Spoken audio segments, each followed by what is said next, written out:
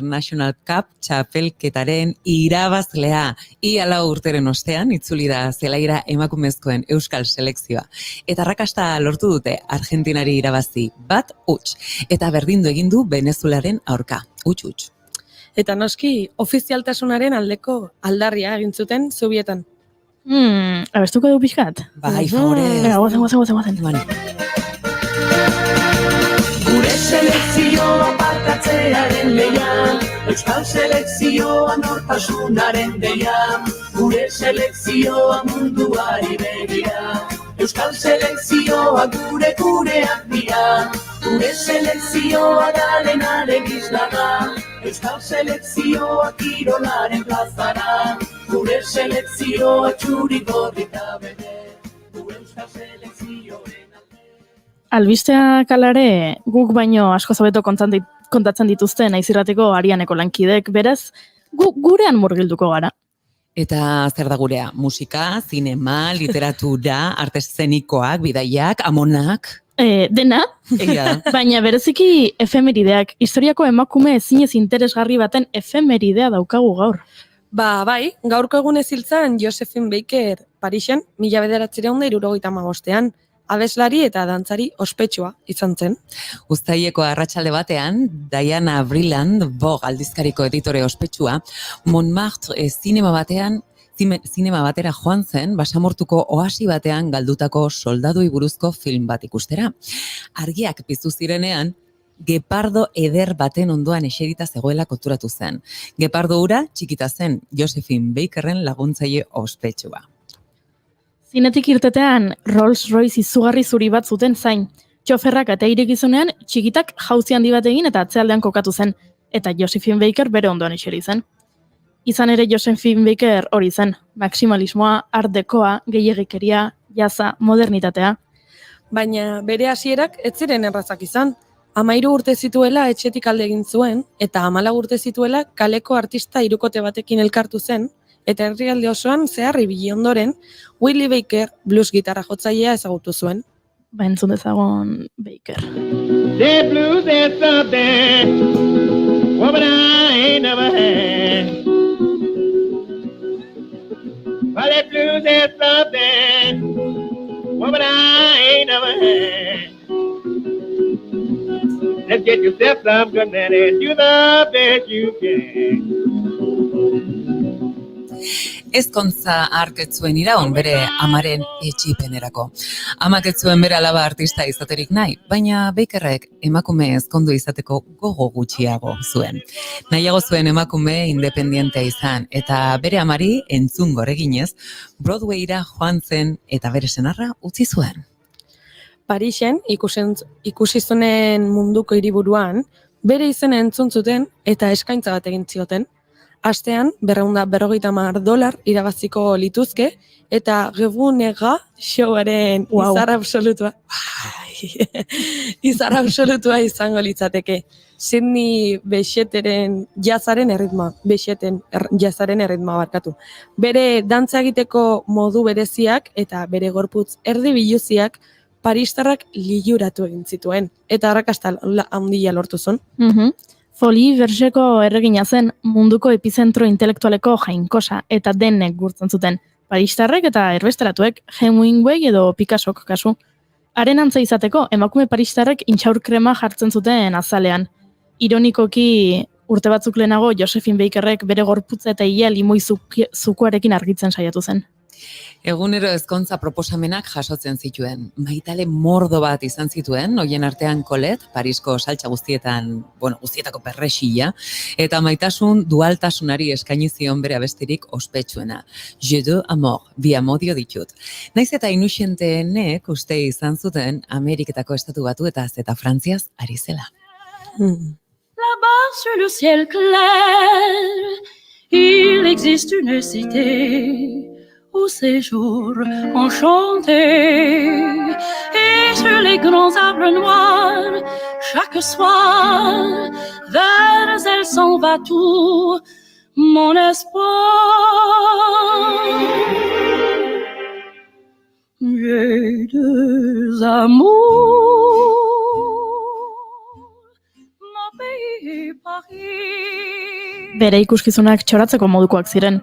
Ingalarteratik ekarritako dantzarien koruak, balete errusiar oso bat, usoak, gepardoa, errusiar mendiak, veneziara ipangarririk politenak, soineko ederrak, kankaneko lau dantzari honenak. Arteko eta Afrika artearen berrabiarazpenaren garaiak ziren eta lotura hori indartzeko bere ekoizleak ikuskizunean gepardo eme izugarri bat sartu zuen, Txikita izenekoa. Ikuskizuna amaitu zenean, Baker txikitarekin geratu zen, diamantezko lepoko garesti batekin jantzi zuen eta banaezin bihurtu ziren, etzen bere lagun bakarra izan. Tutut izeneko ahuntz bat zuen, bere kamerinoan bizi zena. Eszenara irten aurretik berarekin hitz egiten zuen loro bat ere bazuen, boa bat eta Albert izeneko txerri bat bere sukaldean bizi zena. Irudi ikonikoak sortu zituen Bakerrek, bere bananazko gonarekin, eta oraindik gaur egungo artistak inspiratzen ditu. Beyoncék ere omenaldia eskaini zion. Beyoncé.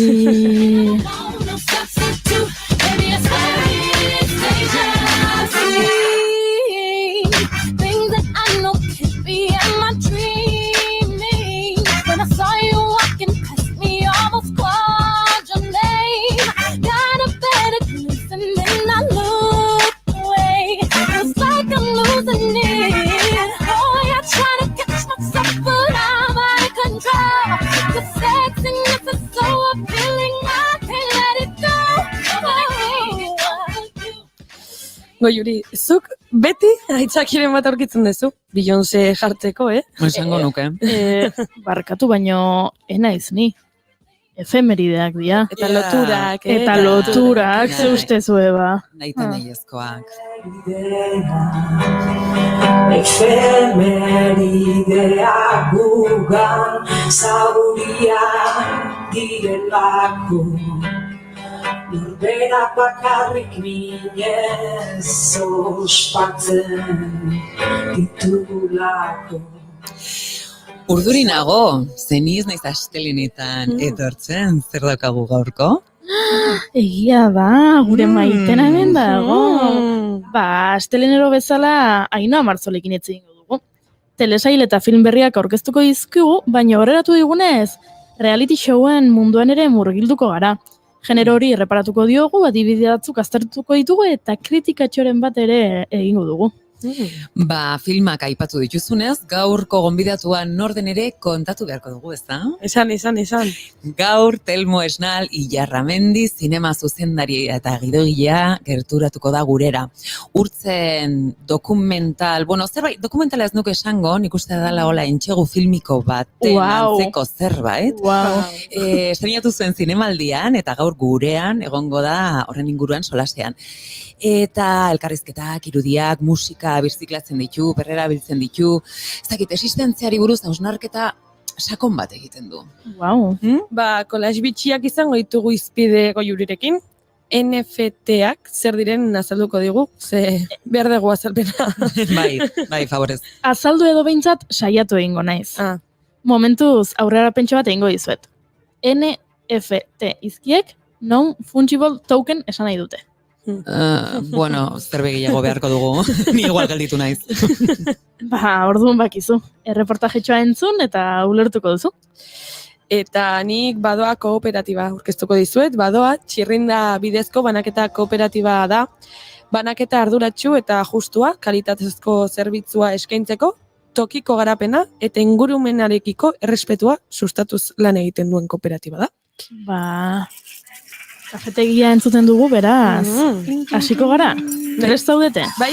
Maitena, zuk esan nahi duzu? Bai, favorez. Venga. Apiriak 12 ditu, gaur eta astelena da!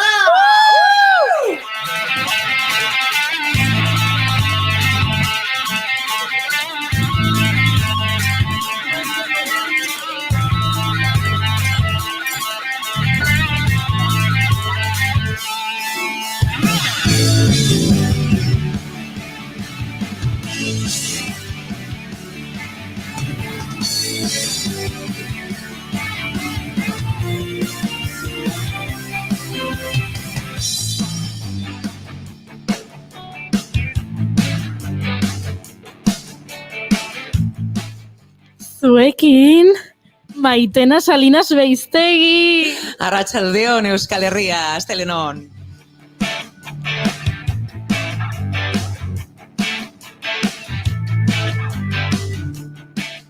Eta hemen hile arroxarekin, Amaia Resende egiluz. Kaixo, ja arroxa pixka juten naizet, bino bai, Oh. Ila arroxa.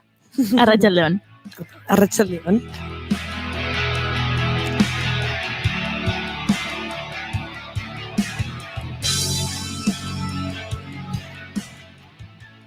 Eta hizketan ari zaizuen hau, Zein izangote eta Beyoncé? Beyoncé? Edo goiuri ez eiza, Arandia eta irakurri dut Jon Lizek esan dula Inigo gabe asko zobeto. Eta Bai, Inigo Inigo erantzun hortik egin dago. du. Erantzun egin du.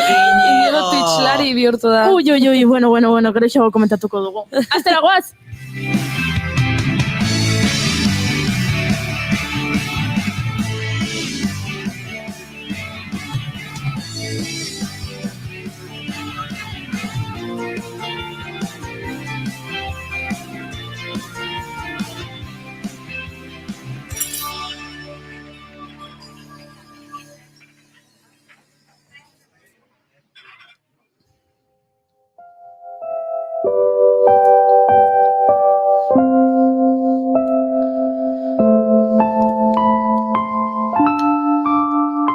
Prestatu dituzue maite dutak? Bai. Bai, gaina gaur ez dut improvisatuko. Epa.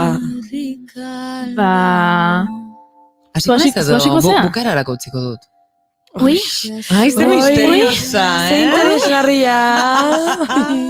bueno, nola nik badakidan zein den maitenaren maite duta. Bai, lehen atxibatu diat.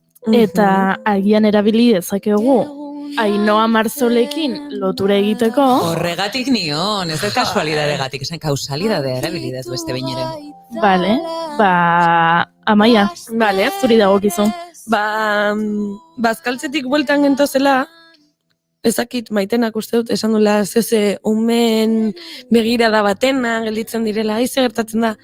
Eta jarri naiz pentsatzen, eta maite dut umeek daukaten inozentzia. Hau da, asteburu honetan, lezon ginela, ume batzuk zeuden gure inguruan, eta 8 iritsi ziren tabernak itxiko zituzten, eta umetako batek esan zuen. 8 dira, ala, goazen hemendik. Oh. Jendeak etzu nahi terrazatik altxa, dena gusto gora, eta bar, eta umeak 8 dira, jumer dugu, eta beraien artean zeuden jolasten, eta nabaritzen zaie, daukate inozentzia oso, ez dakit, purua edo, eta maite dut, eta uste dut askok goizegik altzen dugula inozentzia hori. Así que gaurko maite duta gure umetxentzat. Ze bolita. Ba, oso derra, bai.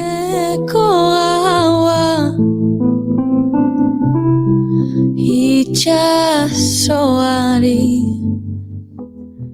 lo kantabat. Ba, nik bi maite dut dauzkat. Jo, Baina, bida, gauza bat ingo deu. A ber, Nola, Inigo ez da hon, nik esango dut bat dala nere maite duta, Eta beste eta beste Inigona, eta horrela bi esan ditzazket. Baina tuitzean dago, Adi. bueno, Ba, baina ziur Venga, vale, nekin hau da hola. Vale, ez dago hemen barruan, beraz. Ba, bida, nere lehenengo maite duta da, eta hau da Inigona, bola erabakietelako. Oso ondo, aber zer maite duen Inigo. Inigok maite du lo kanta izeneko abesti hau, Idoia Zurmendik asteburu hontan argitaratu duena. bai. Eta nola, asteburuan ez dugun irratsaio horik egin, ba, gaur da dugu lehenengo aukera entzutekoa, eta bueno, entzuten ari gara kantu honen azken notak egia esan, zeia bukatzen ari da, baina Inigori asko gustatzen zaio, edo ez, baina Bueno, nik uste hemen- baiet, Erabaki dugu. eta neire bai. Kontzertu eman zunean Leidorren, hause jo zuen, ipurdia jartzeko moduko momentua izan zen, eta zein zeuen, soinua kontrolatzen eta benetan ondo, ez? Ahotsa, eta ez bakarrik ahotsa baizik eta ez dakit, sensazio goxo hori sustatzen, gure Inigo zeon. Beraz, Inigoren maite duta. Eta bere aprobazioa ere badaukagu. Oraintxe esan du, bueno, Perfecto. venga, vale. Perfecto. Inigo hori bezala. Vale, ba, orduan, bigarren maite dutakin abiatuko naiz. nire maite duta da gure Twitchlarien laguntza teknikoa. Edo babesa orokorrean. Ze aurreko ostiralean, arazotxo, entzun bazenuten badakizue arazotxo tekniko batzuk eduki genituela. Ez bazenuten entzun, ez genuen inolako arazorik eduki. Baina entzun bazenuten badakizu arazotxoren bat eduki egunela, eta horreuki genuen adibidez, gure Twitchlari famatuetako bat, Arkakuso, komentatzen, bida guai, momentu hontan ez da entzuten, baina ni adiogo naiz eta bisatuko dut entzuten danean, eta zuek probatu agian hau da, edo agian beste hau da, eta gaur, abiatu gara, eta lehenengo momentuko urduritasunekin, Jon Lizek jarri digu, baina ez dut entzuten, bai, guain entzuten da. Eta babes hori, beraien gantz, ez dakit nabari den babes hori, asko maite dut. Beraz, badakizuet, zerbait ez bada ondo entzuten, zuek komentatu. Eta super ondo balin bagea, oire komentatu. Oire komentatu, asko gustatzen zaigu, behar dugu. Bueno, ez dakit behar dugu, baino. Nahi dugu. Abeti goxagarria da. Gauza politak aitzea. Didn't even talk to me. You left me with questions, agonizing. You bring out the worst in me. The problem with you is Eta esan bezala, maitenak bere maite dut esan behar digu. Bai, eta da maite dut bat, aurreko astean egin nuen moduan, da maite dut gomendio bat. Bai, zerbait maite dudanean, zederra dan, norbaitik, ez dakit gomendatzea, ez da? Eta esatea begira, ea, ni bezain beste gozatzen duzun, hau ikusten, hau egiten, hau entzuten. Kasu honetan, ikusentzunezko bada, pelikula berri bada, filme berri bat, estreinatu zena Estatu Batuetan aurreko otsailean, eta da, The United States versus Billie Holiday. Hau da, Estatu Batuak Billie Holidayen kontra, ez da? Pelikula hau, Billie Holiday ezagun duzuenok, badakizue, blues, soul eta Stranger Fruit kanta, arrazakeriaren kontrako kanta ezagunaren sortzaile izan zela, oso emakume boteretsua barruan zuen bizirauteko behar eta indar horregatik, oso bizitza latza izan zuen, batez ere bere lehen da biziko urteak, bortxatua izan baitzen 10 urterekin, eta prostituta bezala ere lanean ibili zen, obligatuta. Baino jakin izan zuen, hortaz gainez, haratago begiratzen, baino egia da, drogekin ere bere hartu emanak izan zituela, bere min hori tapatu nahi horretan, eta Estatu Batuetako, jendeak aitzaki gisa hartu zuen drogen menpekotasun hori, bere kontra joateko. Baino benetan, zeren kontra zijoazten, Stranger Fruit kantaren kontra, ze kanta horrek egiten zuen azkenean zan txuriei esan akatzen ari gaituzue. Eta hori naiz eta egi bat izan, etzen plazaratu nahi izan. Beraz, ikus dezazue pelikula hau zebenetan ederra da zentzu, zablenean. Eta pelikula ipatu duzunez, gure pelikula eta telesaietako aditua gonbidatu dugu, ze agian beak ere prestatu du bere maite duta, baino lehenengo, ea entzuten duen ze jarri dudan. She'll never know your story like I do. Zeharrera polilla. She wears short skirts, I wear t-shirts. She's cheer captain and I'm on the bleachers, dreaming about the day when you wake up and find that what you're looking for. Been here the whole time. If you could see that I'm the one who understands you. Been here all along, so why can't you see? You belong with me. You belong with me. Zer da, Ainhoa Marzol? Taylor Swift, You Belong With Me. Azkeneko aste honetan gehien entzun duten kantetako bat, erredizioa egin duelako bere ezakita ontaz honen gainean hitz egin duzuen baina bai Taylor Swiftek bere beak Scooter Brownekin atera zituen kanten eta diskoen reedizioa egin du kanta hauek berriz bereak egiteko eta eskubide guztiak berak berrarazteko. Orduan, mantxo disko guztiak ateratzen ari da berriz, eta aurreko astean disko hau atera zuen. Entzun. I'm the one who understands you. Been here all along, so why can't you see? You belong. A ber, baina guk ez zaitu gonbidatu Taylor gai honen Swift eta inguruan. ziteteko. Ai, ez. Ze pena. Orduan, beste egun batean. Gaur, telesaiak, pelikulak, baina aurreratu diguzun bezala, realitiak ere aztertuko ditu. Eske, benetan inigo ez dago egun batean, eta eske, aprobetxatu behar dugu. Bai edo, bai. Edo zergatik. Oia, ez, bale, argitu behar dugu. Ez Bai, dugu argitu hau dezagun. esaten gu neska gehalako eta bea mutila eta realitiak ez, nesken ez, gauza ez. badiala. Ez, Txura esaten- dagolako. Inigok, a ber, Filtroa jartzen du. Inigo, guk maite zaitugu. Baina, Inigo ez da gauza huetaz enteratzen. Vale. Oso Ba, lanpetuta, ez oso du enteratu lanpetuta, nahi ez du ere, enteratu nahi, bai, oso ez lanpetuta zaio. dabil.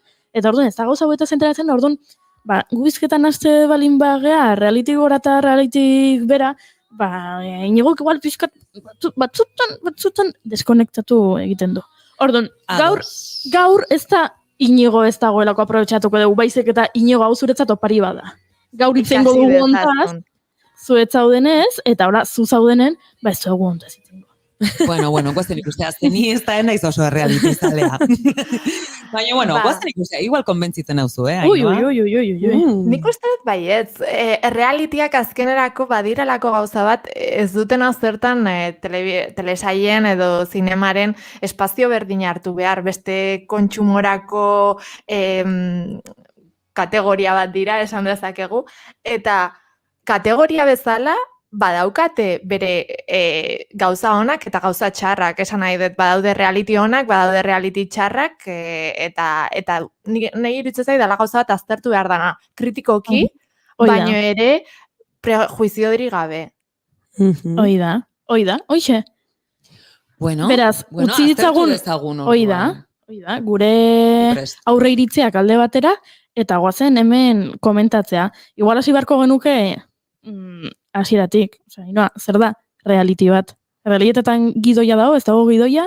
Bueno, hau, Kardashianak ikuste badituzue, pixka bat mugan daude, ez? Batzutan badago gidoia, ez dago, bueno, dokumentaletan bezala, ez? Azkenerako badago jendea esaten duena, ba egon behar duela gidoi bat. Baina bai dela genero bat, non pertsona batzuen errealitatea hartzen dena, beraien errealitatea esan dezakeguna, eta honen inguruan hainbat kapitulo sortzen direla. Batzuk bai badaukatela trama espezifikoagoak, izan daitekena adibidez, zeo zer egiten ari dira, edo proba batzuk egin behar dituzte diruren bat lortzeko edo, eta beste batzuk ja asko ze askeagoak dira, eta jendea dago, eta zuk ikusi egiten dituzu. Orduan, mentzio berezia egin nahi genion, lehenengo RuPauli, RuPaul dela drag race reality bat da, baina bai dela reality proba hauetakoa, ez? Badaukala beste jendea gaitasun bat behar du, jendeak, bueno, eski hau dira, iten dituzten trajeak daukaten karisma da beste mundu bat, osea, eta ez dakitzen bat denboraldi di joan, baina 11, 12, 13 olako zer, eta hoi estatu batuetan bakarrik. 13garrena dela, uste dut. Oida, eta gainera daude, gero bertsioak, gero lehenengo denboraldietako irabazleen artean, All Stars, irabazleen artean aber zein den irabazleena, eta horrelakoak, bai, aipatu bezala, drakuinak dira, eta dauzkate, froga batzu jartzen dizkiote, benga, ez dakitze telarekin inbar dituzue motzorrak, jantziak, edo ez dakitze... Bai, kreatibitatea lantzen dutela eta muturreraino, ez? Eramaten dutela. Eta da, gauza bat, atentzio asko deitzen duena horretaz da, zein espezifikoa den gaia, drag race bat azkenerako, eta nola lortu duen daukan unibertsalitatea, ez? Edo zeinek ikusten duela gaur egun RuPaulren drag racea. Eta horregatikan mentzio espeziala eman nahi genion, baina ez genuen sartu nahi, reality puroen tarte horretan, ez? Jendeak bere bizitza kontatzen duen realityen top 3 honetan egin duguna. Hau da, ze hau zan gehiago lehiaketa moduko bat, eta ez biopik bat edo olako zerbait. Orduan, zein da lehenengo realitea, Ainoa? Bueno, 3. hasiko gara, egingo dugu top bat atzeraka. Vale. Eta bai aukeratu ditugu, nik uste dut, bueno, nik aukeratu ditut, egia esan ez dio beste inorri galdetu. 3 reality iruditu zaizkitenak benetan ikusi behar dituzura gaur egun kultura popa ulertzeko. Eta 3. hau da Selling Sunset. Netflixen aurkitu daitekena. Eta Los Angelesen etxeak saltzen dituzten neska batzuen inguruan dijoa, bale? Hau oso reality deskafeinatua da. Beraien bizitza kontatzen du, beraien amodio istorioak eta beraien artean dituzten borrokak, eta bai daukala Netflix filtro hau esan daiteke, osea, ez da inoiz oso gogorra jartzen edo ez da inoiz ez zer gertatzen. Baina benetan daukala jenezekoa bat, ez dezula oso ondo ulertzen, baina pila bat engantzatzen du eta jendea pila bat obsesionatzen da Selling Sunsetekin. Honek dauka, aipatu behar du, realitin, ez dakit, oinarri igual nagusienetariko bada, dala pixkat zure bizitatik ies egiteko baliodun zerbait. Zezuk ikusten duzu, adibidez Selling Sunset, irudiekin ikusten ari bazarete ikusiko duze sekulako etxeak milioika eta milioika dolarreko prezioa duten etxeak ikusten ditugu, beraiek lanean ari dira, baina jantzita beti orraztuta eta makillatuta eta soinekoak eta ezkontzak eta... Hombre, estetikoki egia da atentzio deitzen duela, ez? Baina oso zuriak dira denak. Denak emakumeak zuriak eta denak taila berdinekoak. Bai. Eta dena dira guapisimak, bai. Bai, ez? Di oso amerikanak, ez? Oso Barbie. Bai, eta saltzen dute amets amerikarraren idea hau beraiek ere, bueno, gero dauka, claro, Netflixeko feminismo puntu hau, kako txartean, esan dezakegu, bai, azkenerako gu emakumeak dirua irabazten ari dira, super ondo, baina bai, egia da, ez badioztu inungo kapa beberik aurkitu nahi edo zer ikusteagatik pixka bat, Selling Sunset oso gomendagarria dela. Eta gaina dela hauetako bat edo zinekin ikusi dezakezuna, ze oso unibertsiala da, oso errex hartzen da mundu guztiarentzako. Entzule batek esaten digu, ostras, horretara engantxetuta honitzen, ke horror. Ze bi sentimendu kontra jarri, Realitik sortzen dutena normalean. Engantxetuta honitzen, ze gaizki. Baina boyerismo puntu bat baduelako. Bai. Badu horrelako zeo zer, eta beti da, como, bueno, zagit, atetikola zulo batetik begiratzen arituko bazina bezala. Ez dut ikusi nahi, kritikatu egiten dut, baina hemen nago nere denbora zuri eskainiz, Baduke hor, zeo zer. Badu. Eta geroz eta Selling Sunseteko oso ondo egiten duena, nire iritziz da, oso ondo aurkitzen ditu antagonistak. Ez dira denak pertsonaia onak, eta hau oso garrantzitsua da realitiek funtzionatu alizateko. Azkenerako askotan aurkitzen dituzulako pertsona pila super ondo geratu nahi dutenak telebistan eta horrek ez du reality bat funtzionarazten. Guazen urrengoarekin. Urrengoa, nik uste jende gehiena hemendikan hasi dela, ez? Kardashianak dira. Bigarren postuan. Ai, ama Kardashianak. Kardashianak, espero dut inigo ez dala sua botatzen. Oantxe bertan, dutika nola. Baina bai, Kardashianak lehenengoak izan zirelako pixka bat, genero hau sortzen ez errez egitearena, ez? Beraiek ez dute zerriten. Bai, beraiek enpresariak dira eta hori defendatzen dute, baina, bueno, gero seria ikusten dezula eta esaten dezu. Ez dakite. Gehiagi. Zerbait egiten dute, ze orain trailerra jarri dugu eta trailerra hau da 20. denboraldiko trailerra, 2007an hasi zen reality hau, 2021 urtean gaude eta jarraitzen dute. Ez amaitu egin da orain. Baina guaindik ez da bukatu, Marzol. Bueno, baina ja ez nago denbora geldi gehiago. Ez, denboraldi hau izango da azkena, baina guaindik atal batzu. Vale. Super egunean zaude, Goiuri. Niri pila bat harritzen hau honek. Benetan esatizut, pentsatzea, familia oso batek esaten duela, benga, goazen hemendik diru atatzea, bale. Baina zeta zure bizie, zure miseriak dena plazaratzen, ze puntu arte hori olaxe da, egie da, azaltzen dien bezala, edo ze puntu arte, propio, ez? Bilatzen dute bata besteari xixikatu diru gehiago ateratzeko. Gustatzen zaizue hau? Benetan? Nei iruditzen zait, leheno arkakusok esan duna. Ikusten duzu, nik egia da beti jartzetela filtro kritikoa, bestela sartzen zea, eta etxea hortik ateatzen. Bino, beti filtro kritikoa eukita oso entretenigarria da, oso morbosoa da. Erabatekoa bai. Da oso, hori, saltzen dute behaien bizitza. Eta nik, aitortu nun aurrekoan, hasi naizela ikusten lehenengo demoraldiak, ze nik enun ezagutzen hau dena.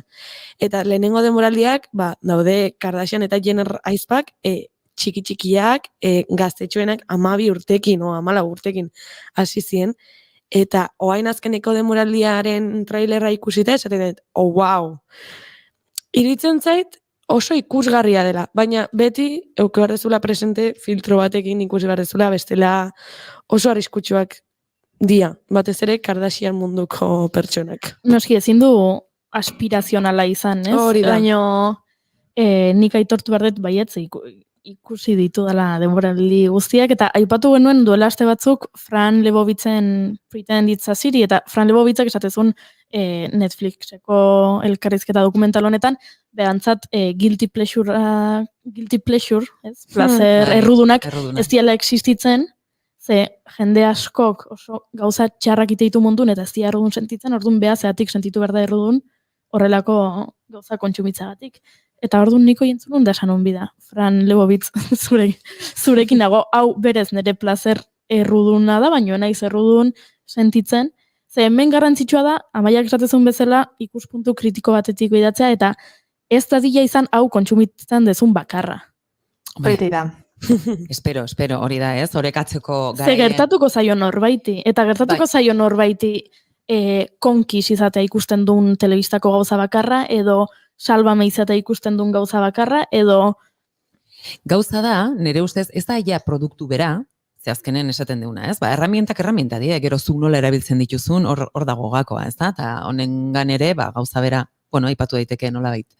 Baina gauza da, daudela gazteak, agian espiritu kritiko hori oraindik jorratu edo, ez? Garatu ez dutenak, eta gauza hauek normaltzat hartzen dute, eta iruditzen zaie mundu benetan hori dala ikusten ari diren hori, ez? Kardashian mundu, ez dakit ez, dirudun mundu eta aluzinante hori, eta zuk inspiratzaile hori, beraiek ere, eta gaur egun gaztei galdetzen diozunen, ze izan ezu zarrazaren, heldutasunean desatizu, youtuberra, serio? Edo ze izan egizu Kardashian. Hortan, hau da, benetan, guzti horren atzean gero horrek ze bigarren... Horregatik esaten dut, arriskutsua dela. Batez ere, jende gazteantzat. Baina, egia oso ikusgarria da, sortu duten imperioa, egin duten guztia, badago eszena bat nik sareetan asko ikusietena, Kim Kardashian dela famatuenetakoa, gaur egun ja ez, baina leheno famatuena zen, eta dauka laba txiki bat, North izenekoa, eta esaten dio Northek bere amari, ama zeba daude egunero guri argazkiak ateratzen. Eta, klaro, oso impactantea da, baina berak esaten dio, begira, zure aita da Kanye West, artista bat, rapero bat, eta eta nik dauzkat hainbeste talentu, oain kontatzen hasiko banintz, ez genukela inoiz bukatuko, eta horregatik ateratzen digute, dizkigut argazkiak egunero.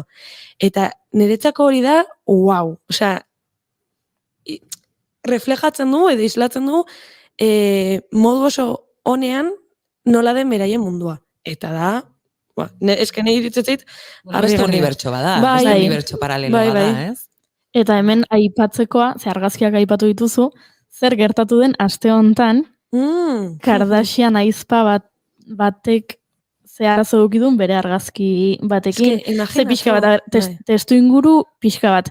Egia da, azkeneko 20 denboraldi hauetan, 14 urte hauetan, beraien estetika ere bihurtu dela, pixkat, dendetan eta bai modak eta makillajari dagokionez jarraitzen den estetika bat, eta pasaginen 2000 urte hasierako Kate Moss edo Mary Kate eta Ashlyn estetikatik beste gorputz mota batera. Eta hoien arrazoietako bat bazen horrelako pertsona famatuak genituela batean telebistan. Kim Kardashian bere ipurdiarekin, ze hasiera batean horregatik egin zen oso famatua. Eta bere gorputzekin hor sortu dute pixkat kanon estetiko oso toksikoa esan genezake, eta Ainhoa, zer gertatu da argazkiarekin? Khloe Kardashianen argazki bat filtratu dela sarean. Khloe Kardashian da aizpetatikan nik uste dut arazo gehien eduki dituena bere imagin propioarekin. Beste guztiak bai kanon batzuetara adaptatu direla eta berari gehiago kostatu zaio hau. Orduan dauzka Facetune aplikazioarekin, hau da zure arpegia argazkietan aldatzeko aplikazioarekin oso erlazio toksikoa dauka. Ez dala bakarra, jende pila badago filtroekin eta arazo hau dituela. Baina, filtratu da orduan argazki bat beria erreketokeri gabekoa eta behaiek egin dutena da argazki hau internetetikan borratu. Orduan, jendeak argazki hau igotze bazuen Twitterrera adibidez, zure kontua kendu egiten zizuen. Bera, gelitzen zen. Orduan, daukaten boterea ontarako eta baita ere, noraino jo nahi duten imagin ez realista hau mantentzeko, ez? Eta ze arriskutsua dan hori. Ze gaizki hori. Bai. Baino, ez egia dela, nik arrazoi guztia ematen dizuet, ez uste dut Kardashianek asko ze txar gehiago egin dutela, ona baino, mundu honetan, baino realitia bera daukatela beraiek habilidade bat, situazio komikoak sortzeko, lehenengo denboraldietan batez ere oso naifak diala beraiek, dago puntu bat, benetan genuinitate bat, iruditzen zaitela dala brillantea, esan daiteke. Eta famili guztia dagoela hortan. Ez dakit, oso nada. Guazen urrengoarekin. Bai. Ez dela zu denborarik eukiko. Ja. Lehenengo postuan, aukeratu dut nik behintzat, Real Housewives of Beverly Hills. Real Housewife imperio bat da, ez dakitzen bat hiri desberdinetan daukagun Real Housewives bat, baino Beverly Hillsekoa da, nik uste dut onena, esan daiteke. Beverly Hills.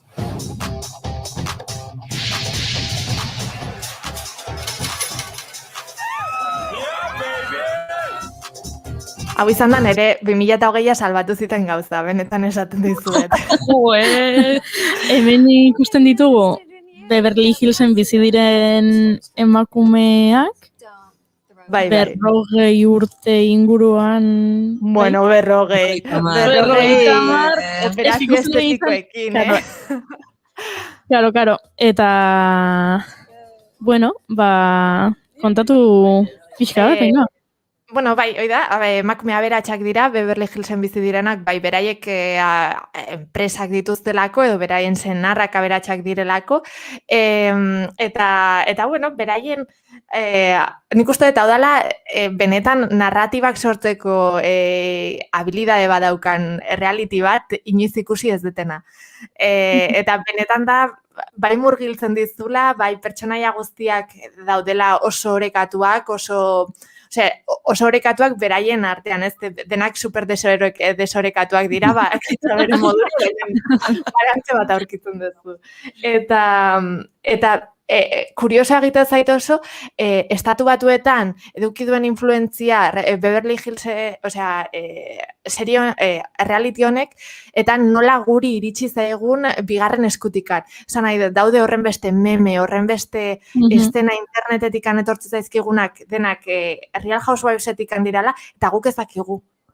Ez gera konturatzen, ez dugu direktoan ikusi hau dena. Hoi esan behar nu, nik askotan Twitterren, askotan ikusi dut argazki bat, dala emakume hile hori bat, atzarekin, seinalatzen, eta argazki hori askotan ikusi dut Twitterren, eta enekin nundik zetorren, eta enun pentsatzen igual telesaio pelikula bateko izango zanik, enekin. Eta gerora, Ainoak esaten zuen bezala kontuatu naiz, reality honetako estena baldala. Eta gero kontuatu nintzen, beste gif eta beste meme asko ikusitan euskala, kontuatu gabe, unibertso horren parte diala. Eta horretaz aparte, hainbat pertsonaia famatu etorri zaizkigula Bela Hadid guztiak adibidez Real Housewives'etik handatoz. Orduan badagoela influentzia bat gure kulturan, ez dakiguna. Eta kurioso egiten zait hau gertatzen dela. Interneteko kulturan behintzat. Bai. Egia da estatu batuetan egiten duten guztia, ze tamainoan egiten duten. Bai. Zenbat diru dagoen atzean, zenbat, ez? Gu hemen ikusentzunezkoan gero kontatuko digut, Elmo Esnal, Ilarramendi, hor dugu eta gure zai, baina zenbat diru dagoen, gauzak ez era oso hain, ez dakit, erakargarrian egiteko ere, eta baduten gantxea. Euskal Herrian egingo balitz, ze izango litzateke? Neguriko etxeko Andreak? Olako zerbait. Osea, GoFundMe bat iteko pagatu dingunuke. Mirakontxako emakumeak. Wow, Mirakontxako emakumeak, olako zerbait. Vale. Gero deituko jota, ETV, a ber. Mesedez. Seguro baiezko ematen dizutela. Ez, hortan ez ingareri gu ere. Baina, bueno, aipatu, Ainoak oso ondo laburbildu du nere ustez kontzeptu bat dala gaitz gehiago eragin dutela onurak baino.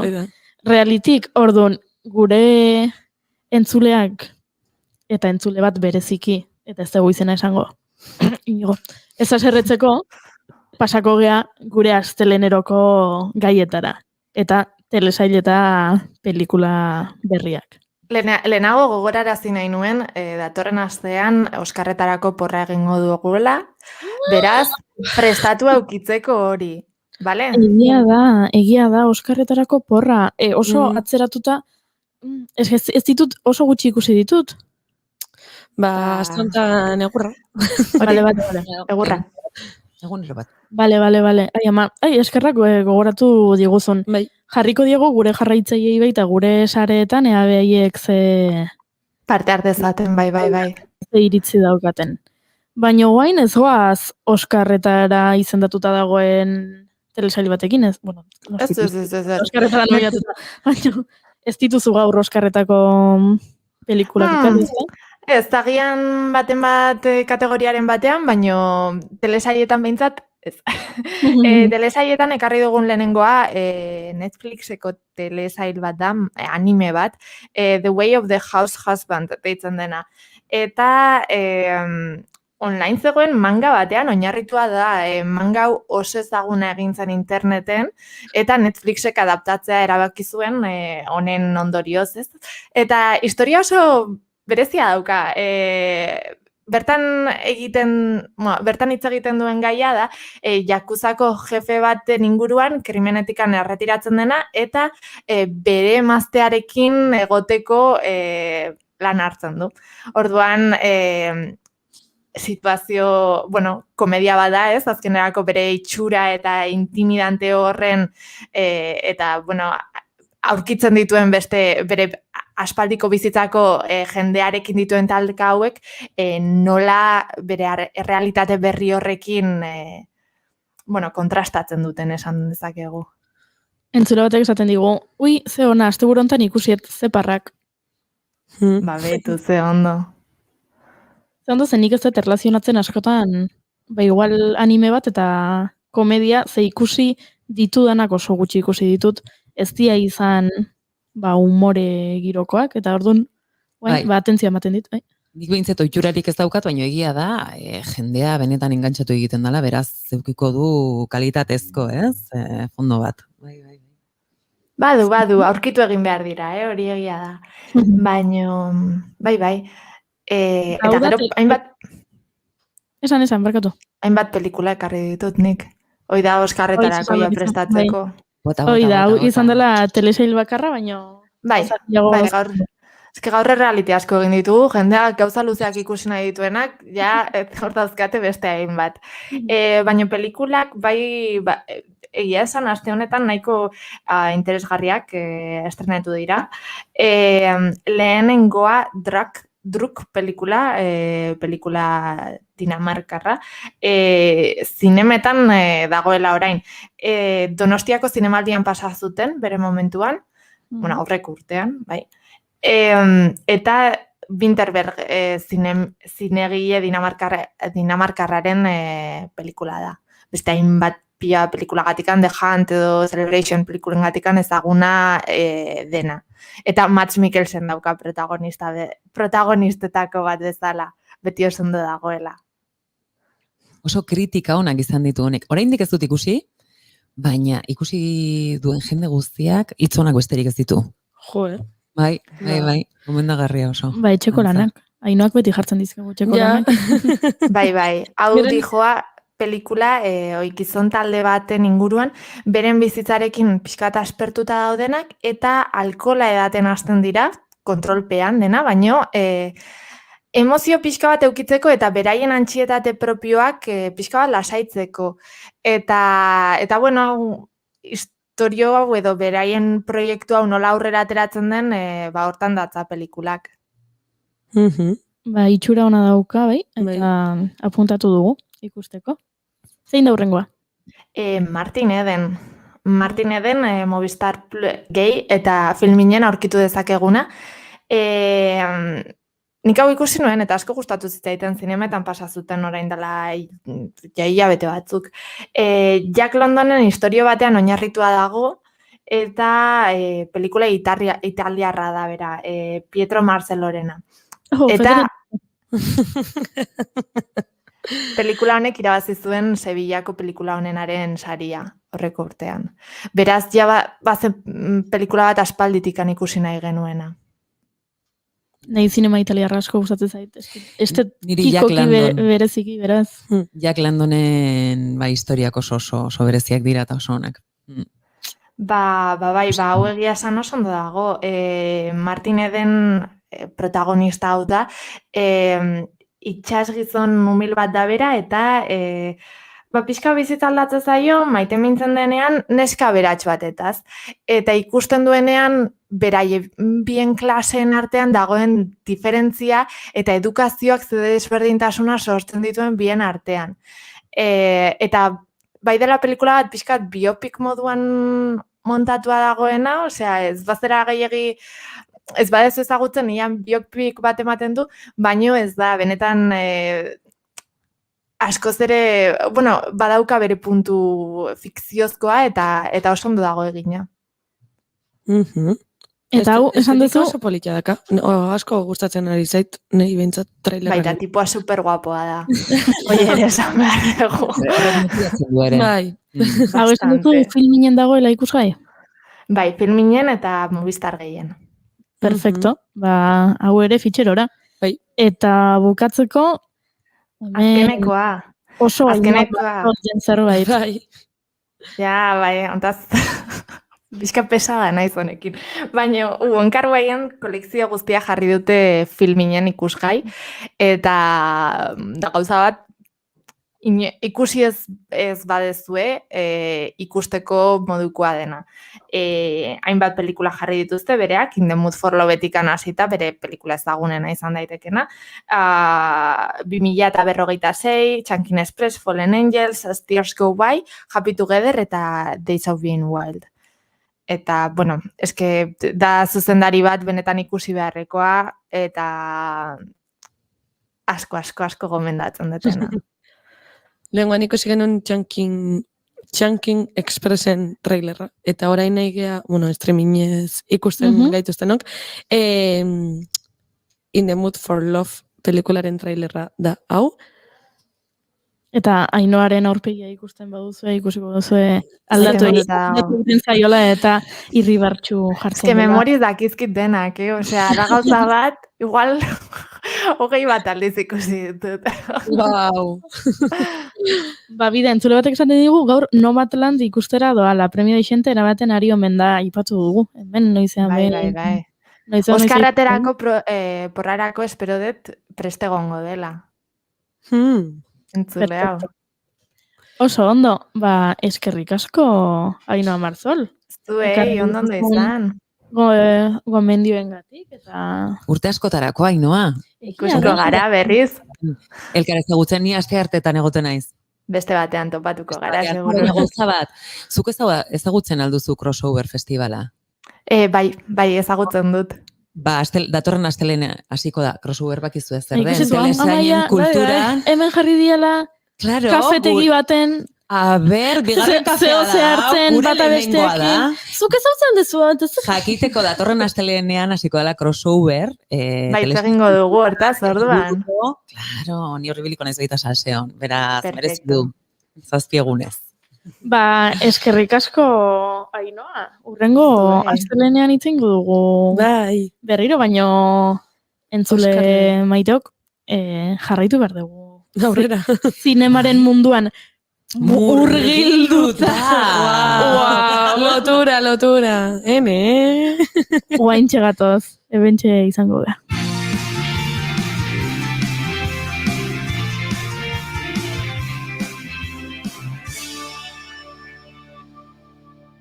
Naiz irratian, bigarren kafea.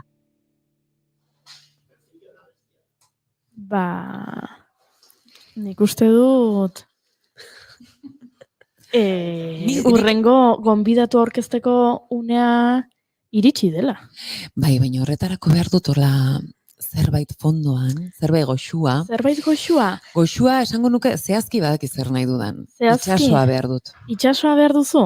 Itxasoa behar dut. Hemen zure desioak gure agindu dira. Beraz, zer iritzi zaizu hau? Ondo.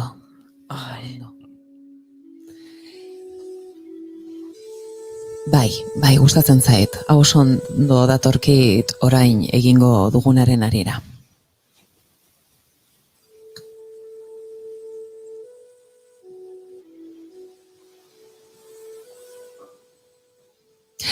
Ur itsasoko erraldoiaren ipuina, Pablo Azkue. Duela urte asko, itsasoko erraldoi batek babestutako lurra zegoen. Erraldoi honek bertako biztanleak ekaitzetatik, olatu suntsitzaileetatik eta amaitu gabeko enbatetatik babesten zituen. Itsasoak zeharkatzen zituzteneko bidaietan, izarrak irakurtzen ere irakatsi zien, korronte artean orientatu ahal izateko.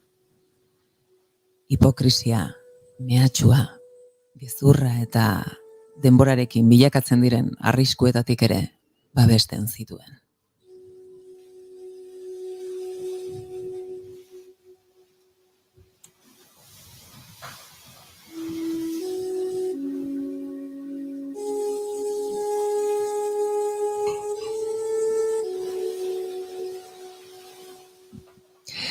Ipuinak existituko ez balira, gure errealitateak ez luke zentzurik izango. Ez behintzat, zentzu poetiko bat.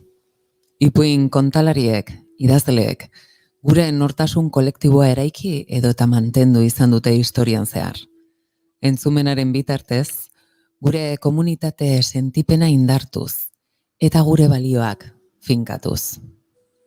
Horrela egiten dute ere ikusentzunezkoa erabiltzen duten sortzaileek. Kasu honetan gure begirada ere goxatzen dutelarik.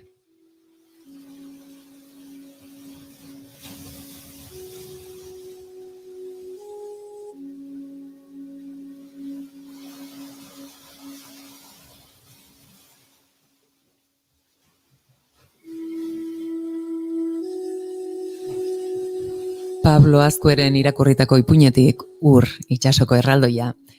Telmo Esna Lilarramendi zinemagilearen zinema entxegu bateko protagonista izatera pasada. Ur izatetik, urtzen izatera.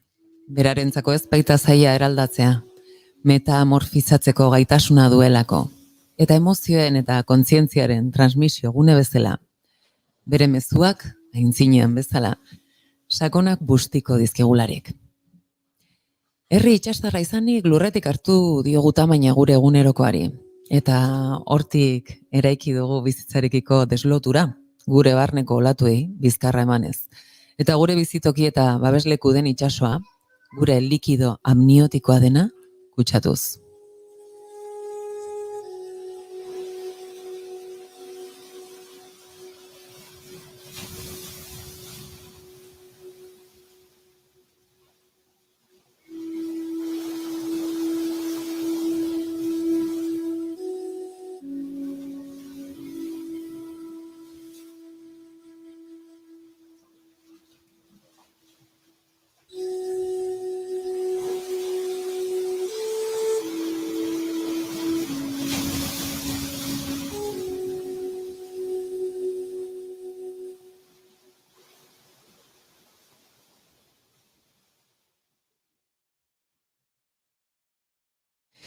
Guzti honen inguruko gogoeta egiten du Telmo Esnal Ilarramendi zuzendari zarauztarrak urtzen bere azken lan honetan.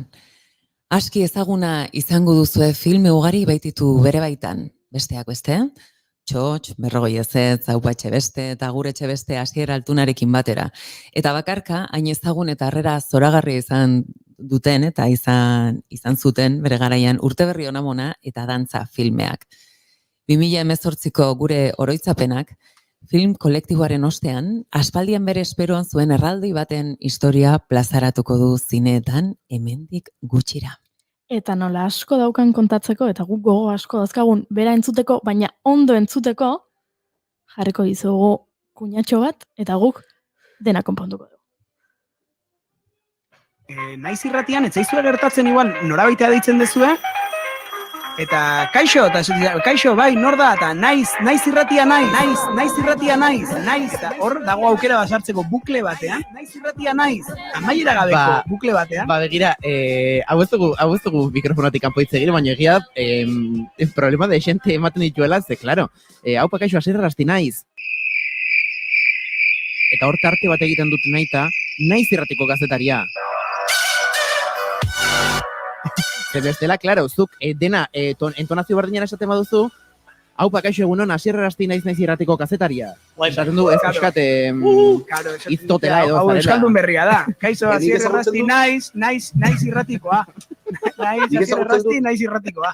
Nizautzen du tipo bat, deitzen dena I am. Oh, no. Eta hau egia da, ingelesezko klaseetan, what's your name? Eta I am, esate zen. Eta irakasleak, esate zion, oh my god! A ber, ez dezu lertu. A ber, igual ez dezu lertu zu. Nire izena, aian. Bai. Asteburuko aria. Larun bat eta igandetan, goizeko 8:00 12:00. Naiz irratia.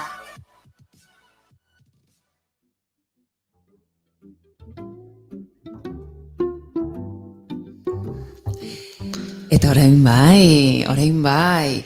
Pasatzen dira horrelakoak, bizitza itsasoa bera bezalako xadelako, eta batzuetan, era kapritxoso batean ere, uinak etorri eta jun horretan, batzutan joan egiten dira eta ez ditugu aurkitzen. Baina bueltatu dira. Eta hemen dugu esan bezala, Telmo Esnal Ilarramendi, zuzendari zarauztarra. Arratsaldeon, Telmo. Arratsaldeon. Izu zorionak, gaur Telmo deguna omen da. Bai. Eta goiz buelta indet, pasian, sumairaino, sartu eta bueltatu geha, zuekin egoteko. Bueno, eskerrik asko. Eskertzen da, egiten duen egun ederrarekin, da zure eguna izanik, agian ez, erakarri zaitu toki horrek eta itxasoa berak. Bueno, gaina esan behar da, pelikularekin ere baduela lotura, San Telmo arrantzalen barroia da, sumaian, da. Eta dena lotzen du, azkenean gure itxaso honek. Dena lotzen du eta gainera urtzen, zure collage moduko filme honetan, kajoi batean gordeta zenuen ideia batek azkenean argia ikusi du, eta konfinamendu garaiaren etena aprobetxatu duzu, martxan jartzeko agian hor, ez? Zai zegoen. Bai, izan da nahiko forma kurioso batean, bada, ni dantza egiten nahi ginela, Pablo Azkue gerturu zitzaidan, berare Salostarra da, eta ipuina idatizula aurrena, eta irakurri nun, da asko interesatu zitzaidan zer kontatzen duen, bere filosofia hori, kontzientzia eta itxasoaren arteko filosofia hori.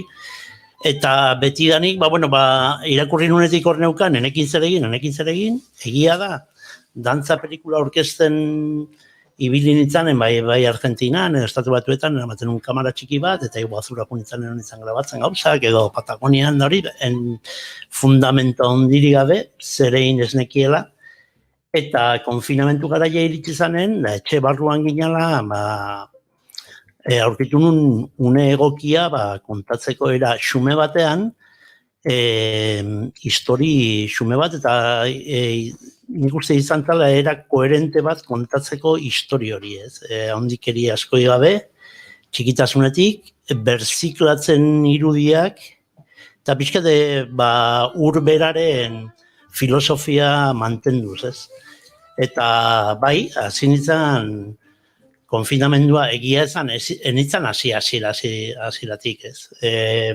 Beste histori bat idazten nahi nintzen, konfinamentua hasi baino lehen erdi konfinautan egon, gu idazten deunen da, aparte bideitu, asko atatzen kalera, eta hola. Eta harrapatu nindun, hori bukatu nunen, berrizea hasi nintzen, eta momentu baten, pelikula bera kontatzen nuna, pelikulan ikusten den guzia benetan gertautakoa da. Ez dago egia da gidoia badaroga, ze nik azkenean josten dut eta eramateko pixkataria eta hori baina gertatzen da guzia gertatu zait. Bai, gertatzen zaizu eta gainera ikusten zaitugu zure etxean, zure babesleku horretan, konfinatuta bai. Ematezian hasieran lotxa puntu bat, bai nire burua hor azaltzea, eta baita nire etxea eta nire barneko gauzak edo nire gauze oso intimoak ez dira, baina erakustea, baina hori zan era historia kontatzeko momentu hortan, eta aurrera inberdezu eta koherentea baldimazea, intzazu gola eta aurrea.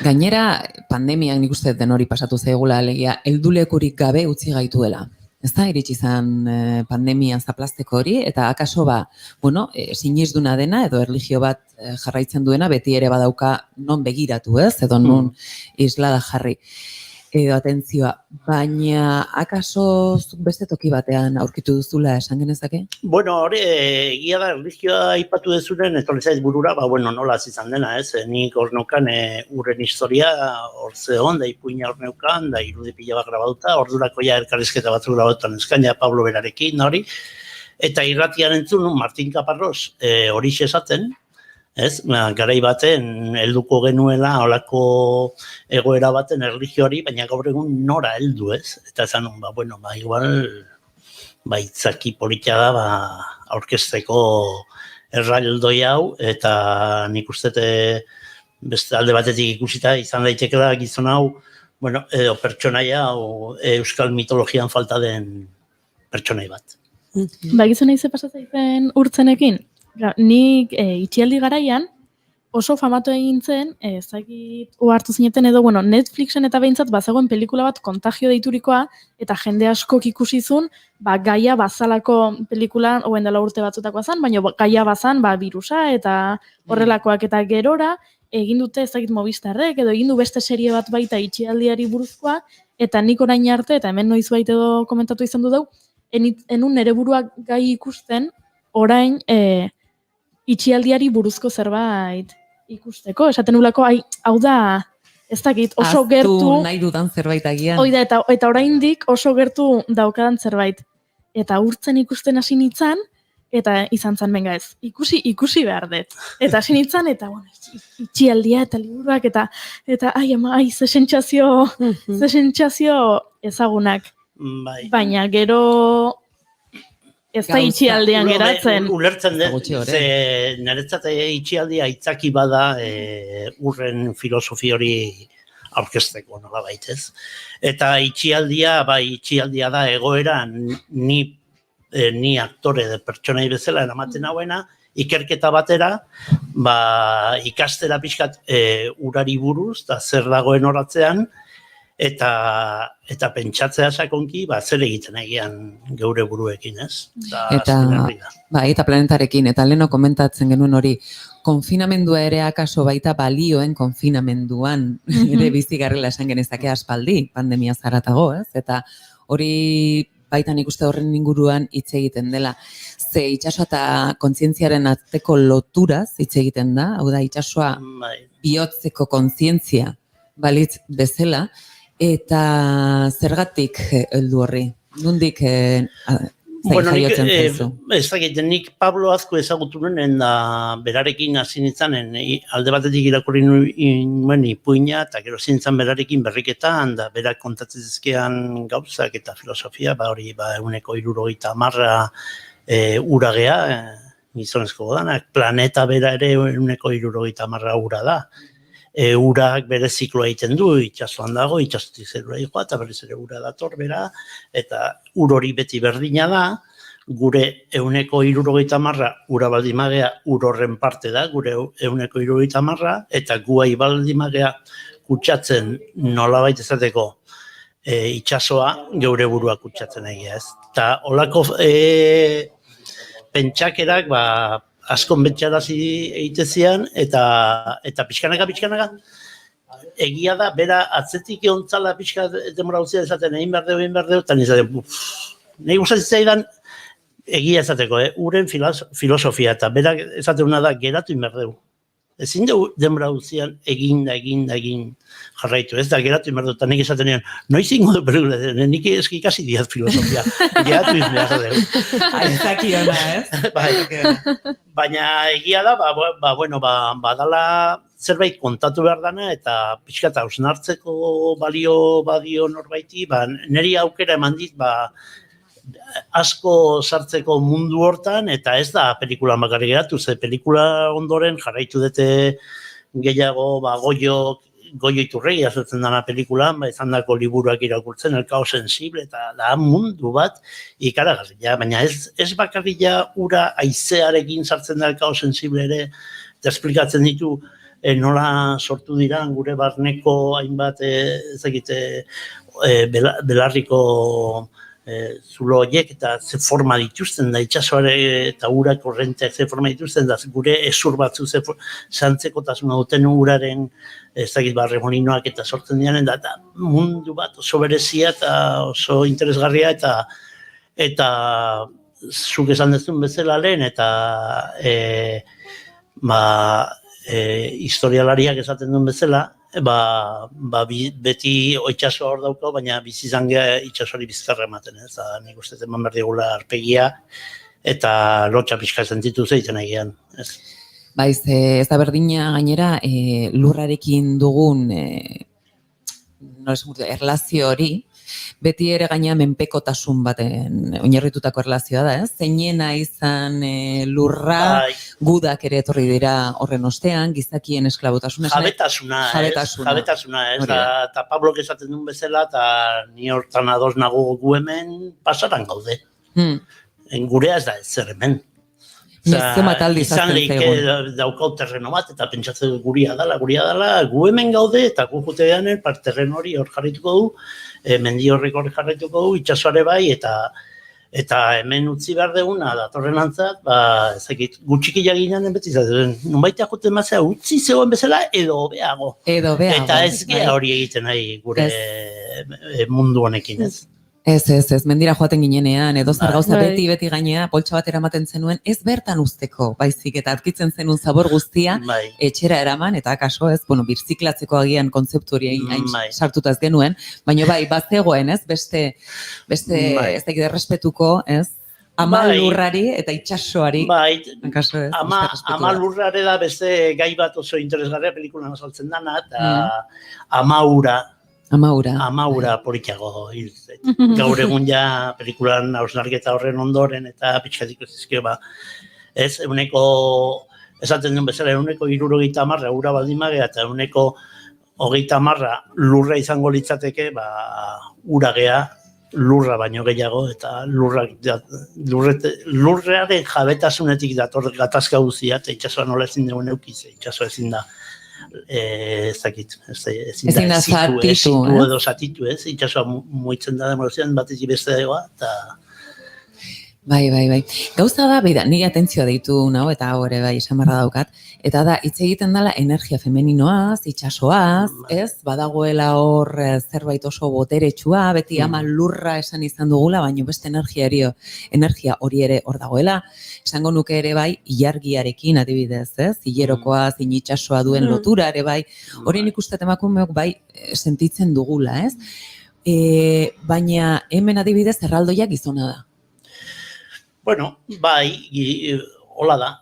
Zaki, ni Pablokin askotan hitz egiten danean, berak egiten ditu terapiak, eta pelikulak ikusten da, eta momentu bat ezaten etzun terapiarik egin nahi emakumei, eta gaizki ulertutzen. Eta berak ezaten zuen, ezke emakumeak ez dute behar terapia, gizonezkoa behar dugu. Horretan igual ados nago.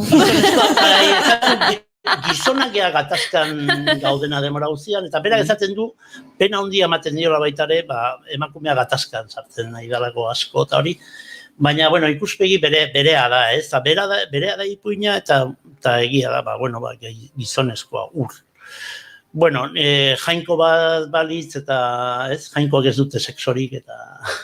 Bai, baina gero jarri zieten patriarkadua hasi zanen orduan, bai, hemen arazoa patriarkadua beste behin ere esan behar dugu.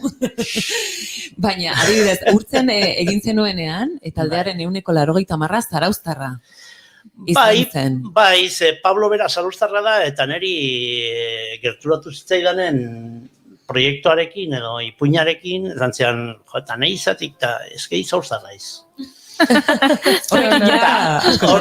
Claro, eta ezanion, orduan ikustet, hau zauztarren artean, eta gaur egun egia da, zarautzen, jende oso kualifikatua dagoela. Benetan baiet. Bai, argazki aldetik, soinu aldetik, muntaia ere bai, eta azkenean, egia da, gutxi batzuk ez diala zauztarrak, baina ondo nartu ditugu. Hori ere itxialdiak bultzatu du, ez? Tokikotasun hori edo... Bai, egia da, itxialdian hasi nintzala nire buruarekin neuzkan, bi kameran bat erosinun, lehen esan duten bezala, Patagoniara juteko, tauretan sartzeko eta hola, Txinan egon engaina erosinun, azkenan ez dut Txinako irudirik sartu, baina banitun baitare. Eta gero neukan beste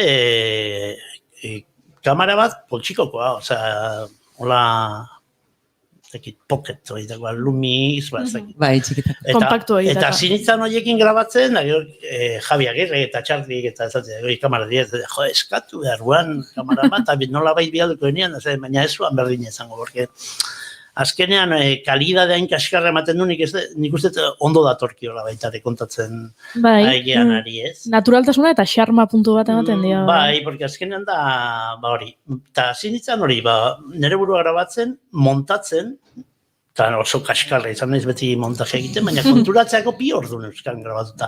Hola, zatitxoak egin, da ordutik aurrera egia da manesekin liatzen nula manes, gero ditzen nion, Txarliri eta Javiri haber irudia bazituzten grabota itxasekoak, eta pasatzen zizkete, transferretik, eta izan zen, momentu oso polita, gero egia da itxialdia bukatu zen, eta esan zuten kalea atatzeko, eta nintzen, pixkatzen gehiago behar, azte bete gehiago behar. Goxatzen ari nahiz ez horrein txatzen. Era berean atzan itzan baitare, ondartzara, nire kamarekin, eta korri gaibiltzen itzan ondartzatik, eta jende batzuk egin betzatzen nola, zera da gizona ziero junda. Eta zer sensazio izan zenuen, hainbeste itxasoa gora, bera, ez lanketa prozesu horretan, baina zure etxean sartuta zeundelarik egin, eta lehenbiziko aldiz berriz ere itxasoa ikusi eta sentitu zenuenean. Egia esaten behizu, trampa pixkan. Bueno, gure hartan geldituko da. Juten etzan, ogia erostea. Bueno, beti juten naiz, ogi den da berdina, eta juten ditzen pixkat, karretera generaletik, eta handikan, Fani, bere garaian Fani, eta parreko hortan behiratzen nun, eta itxasoa ikusten nun pixkat, eta hori erosi, eta berri zegoetatzen. Zure dosia hartu, ez? Baina, egia da, egia da, sensazio oso, esango izu, alde batetik, komplikatua zen, eta beste batetik, etxetik behitzen un zerua, eta ikusten un sano bezala. Ez dakit sano, eta gero iriste zitzaizkidan, bideoiek eta batzuk pelikulan sartzea, ez dakit, arratxa eder bat, getaiko arratoian atzien euskia sartzen, baina ikiara ripolita, bueno, etxian gaude sartuta, baina ondo atorki, baitare pixkat, hilabeteko geldiune bat, eta behin esanean bati, elkarrizketa baiten.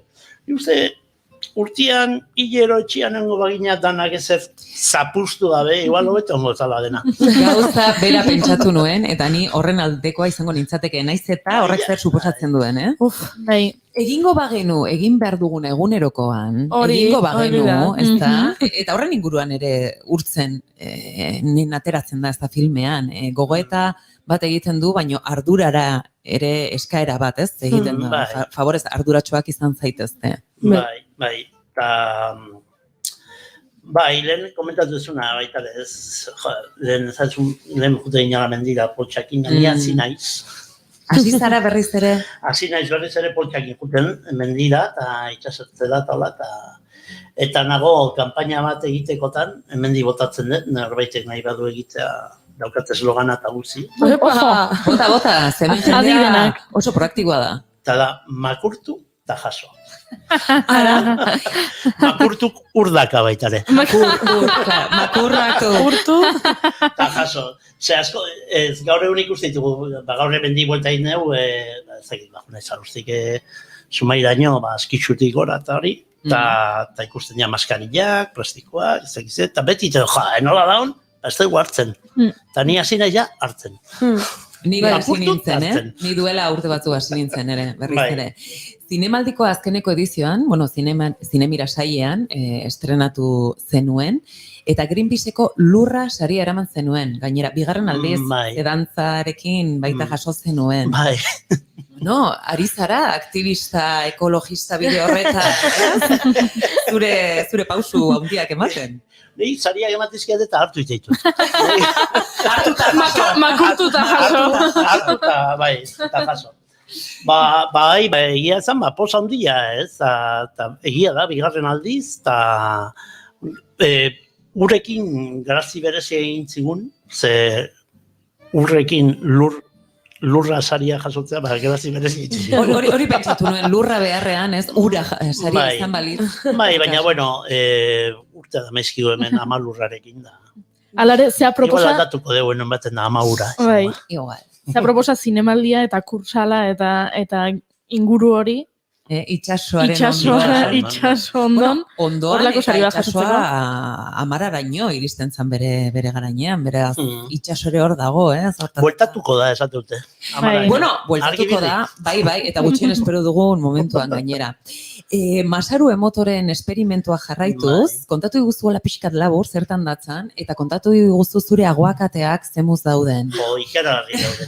Bai, Ikiaragarri daude, baina, bueno, oparitu ditut, bat eman nio manexi montatzailari, beste lagun bati, dendan jarrita duka eta promozioiteko. Konta iguzu pixkat. Eta daukat beste bat etxean daukat, ikaragarri ondila, Josebari emateko urberari eman behar dio dana, eta aldegunen jungo geha bere txera eta landatuko dugu. Baina egia da, Masaru Emotona ikusi nunen dokumental hori txundituta gatu nintzala, erabat. Eta ulertu nun gauz asko, eta nik uste pelikulan hor daudela, eta maltratoaren hor kontatzen da, pixkat, zer da maltratoa. Eta parte asko zituen Masaru Emotorenak musikarekin egite zituen esperimentoak. Entzuleak ulertu dezaten, Masaru Emotok egin zituen esperimentuen artean zan hitz ederrak edo positiboak urari esan ezkero, edo idatzi ezkero ontzi batean, ura dakarren ontzi batean, ur hori gero kristalizatu egiten denean. Kongelatzen da, gero argazkia egitzen zituen. Hori da, eta beti ere oso, simbolo edo, simetrikoak eta orekatuak. Azkenean gertatzen zen hor da. Nik pelikularako erabilitut hitzak, eta dia gero aguakatetan jarri ditugun horiek.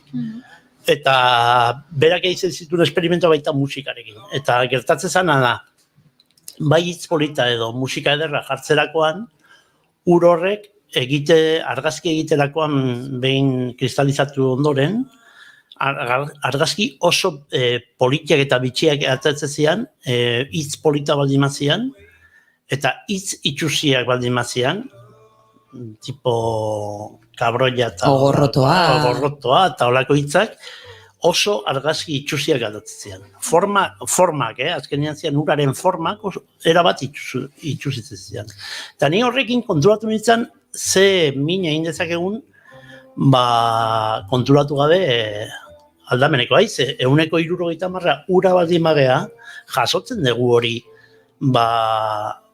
urbaso urtxantxa bat bezala, baina askoz gehiago, ez?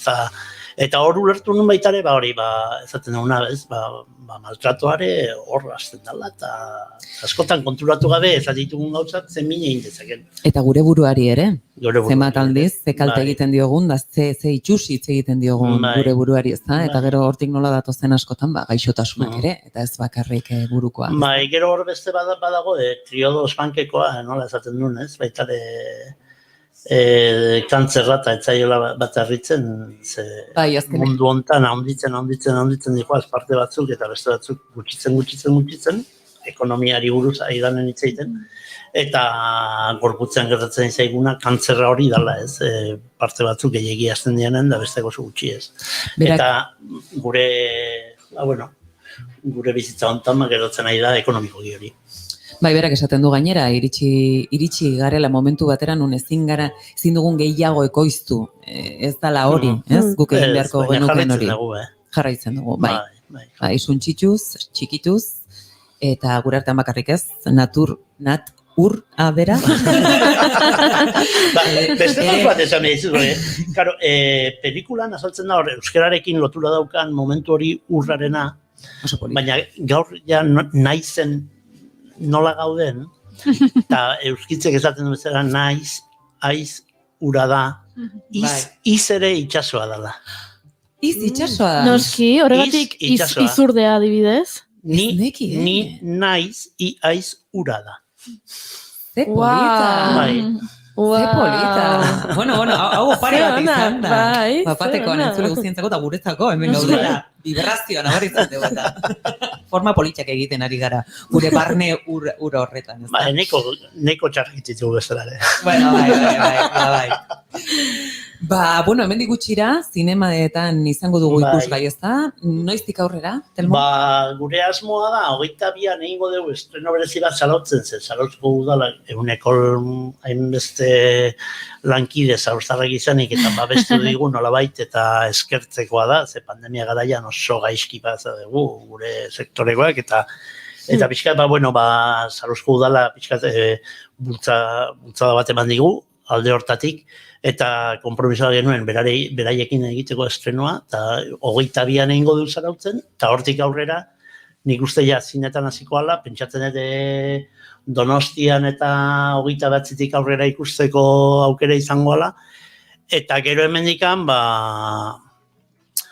bultzatu gure zine exhibitzailei edo zinea dituztenei animatu daitezela gure zinea pixkat babestea eta aukera eman jendeak ikusteko, nik ezakite jende batek ikusi du, zinemaldian ikusi zuen, badaki jende asko unkitzen dela pelikula ikusten, beste batzuei normala den bezala ez izango, baina unkitzen dana oso gustu atatzea zinetik eta gustatuko litzaiguke, azkenean da proiektu hain desberdina ez da egin diru atatzeko edo, ez, izan zen bezala eta konturatzeko pelikula indatzeon, hain aparte doa, betiko era hortatik finantzatzekoa edo, ez, egin da, lau lagunen, laukatuen arten da.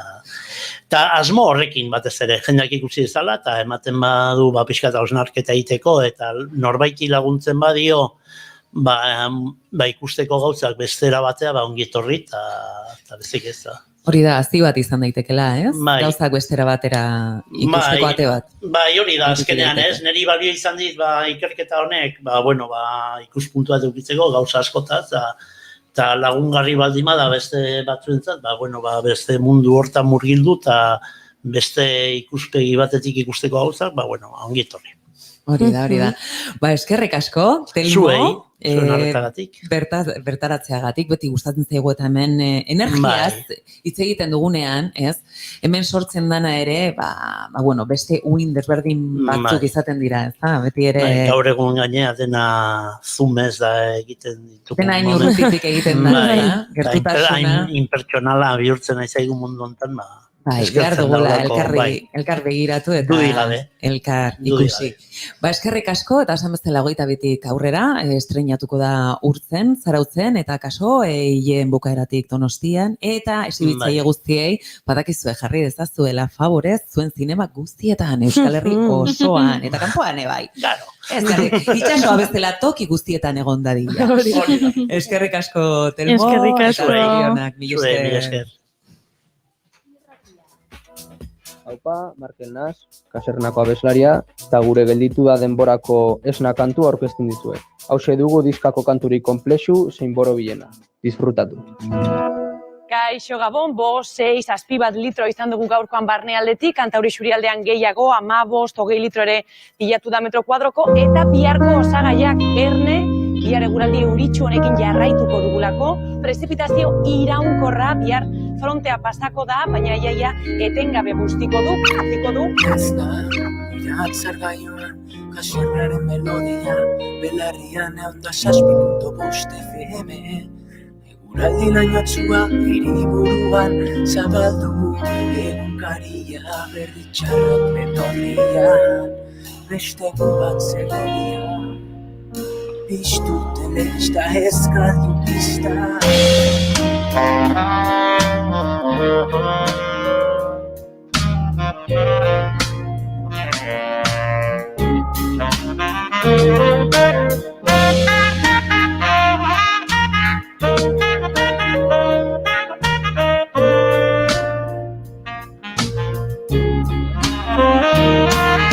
Perbertsioaren kutsa pornografikoa Bombazia dazta gertzen albistegietan Venezuelan, ez Espainian Altzazuko hauzian injustizia Ideien alkimista kurre bertu nahi du Mundu honetako miseri guztia Dezitzuratzen du argazkia Dracula horiek baituta du egia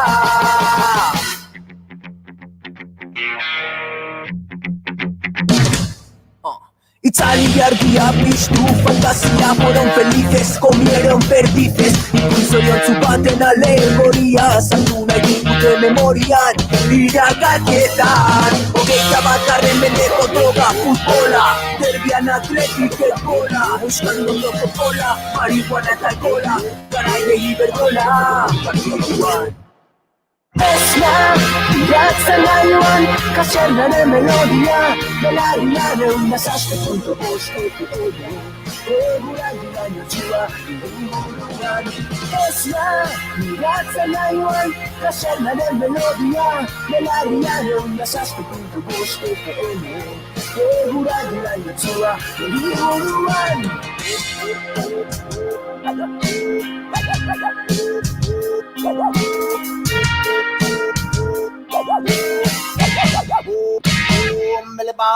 Hola burguesia montada en el dólar, ez dago kontrola, polizia da, orgiaren zaindaria, bildu da simpoziba, osteizu zendari, erabakia, ados ez da buena, lubakira, 36ko gudariak bezala, ez da gauza bera, fronte popularra, la fronte nazionala, egoa eta iparra. Abizarrak, vida dezala, mediterranean dakarren gresala, asfaltuta kordena, Twitchlariak zerbait eskatzen digute. Badakizu ezer? Zer? Zer diote? Entzun. Zenbat itxaso gaur, ez?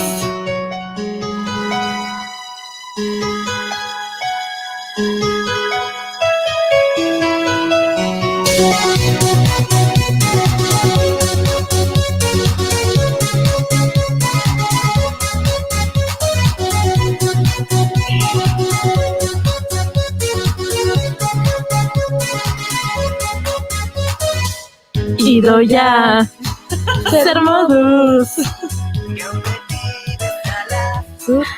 Iritsi da Axuri Beltzaren postala. Iritsi da!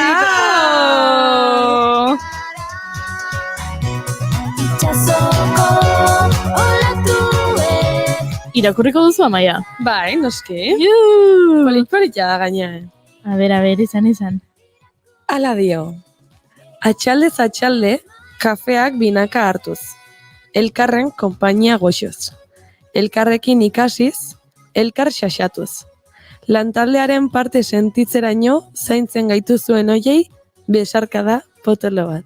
Axuri Beltza. Polita. Oso polita. Azkeneko esaldi hori da, Da oso politia. Oso derra, taldea, familia gara, bai hoxe. Eskerrik asko Axuri Beltza. Bai. Eta beste guztiei, a ber, komentatu digu gaurko saioan Idilla 87 berak ere bidali duela. Ona ez da iritsi. Baino iristen bada, ze Twitchlariak oso trampatiak dira, eta oraindik naiz fiatzen ni, eta ez dakit egia dan ala ez den egia bidali duela edo ez duen bidali, baino, bueno, bidaltzen badu, edo bidali badu hobesan da, jasotzen dugun azkena izango da, ze itxi dugu postalak jasotzeko epea ja bukatu da, eta guk ateak itxiko ditugu. Eta aste hontan bertan bukaeran irabazlea zein den esango dugu. Bai, baina hori, a ber, sari bat eramateko, baino gu zoriontsu egitearen sari hori ere, eduki dezakezue, bai. Ekaina arte. Bai.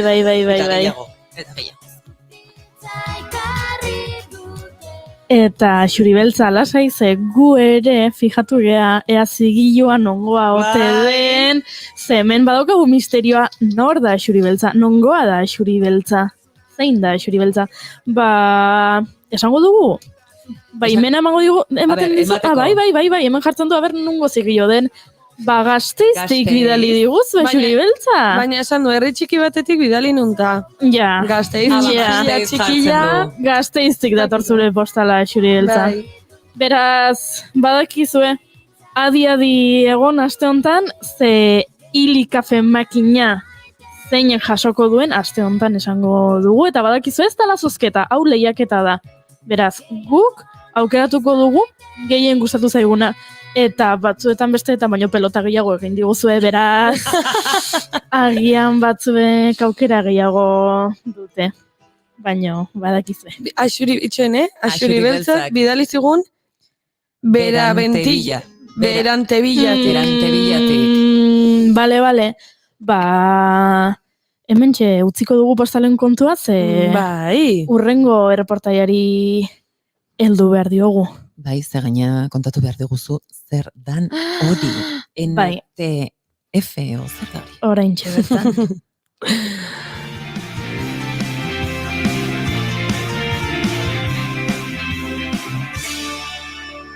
Kit Calm and bigarren kafea. Jakin nahi duzu zer dan? Jakina. Bai, mesedez. Bale, nago abestia propos bat jarriko dizu.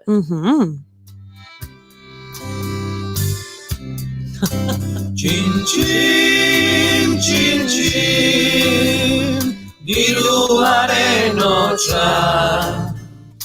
Aretxek ematen dit maitia, bihotzian poza. Txin, txin, txin, txin. Ba, txin.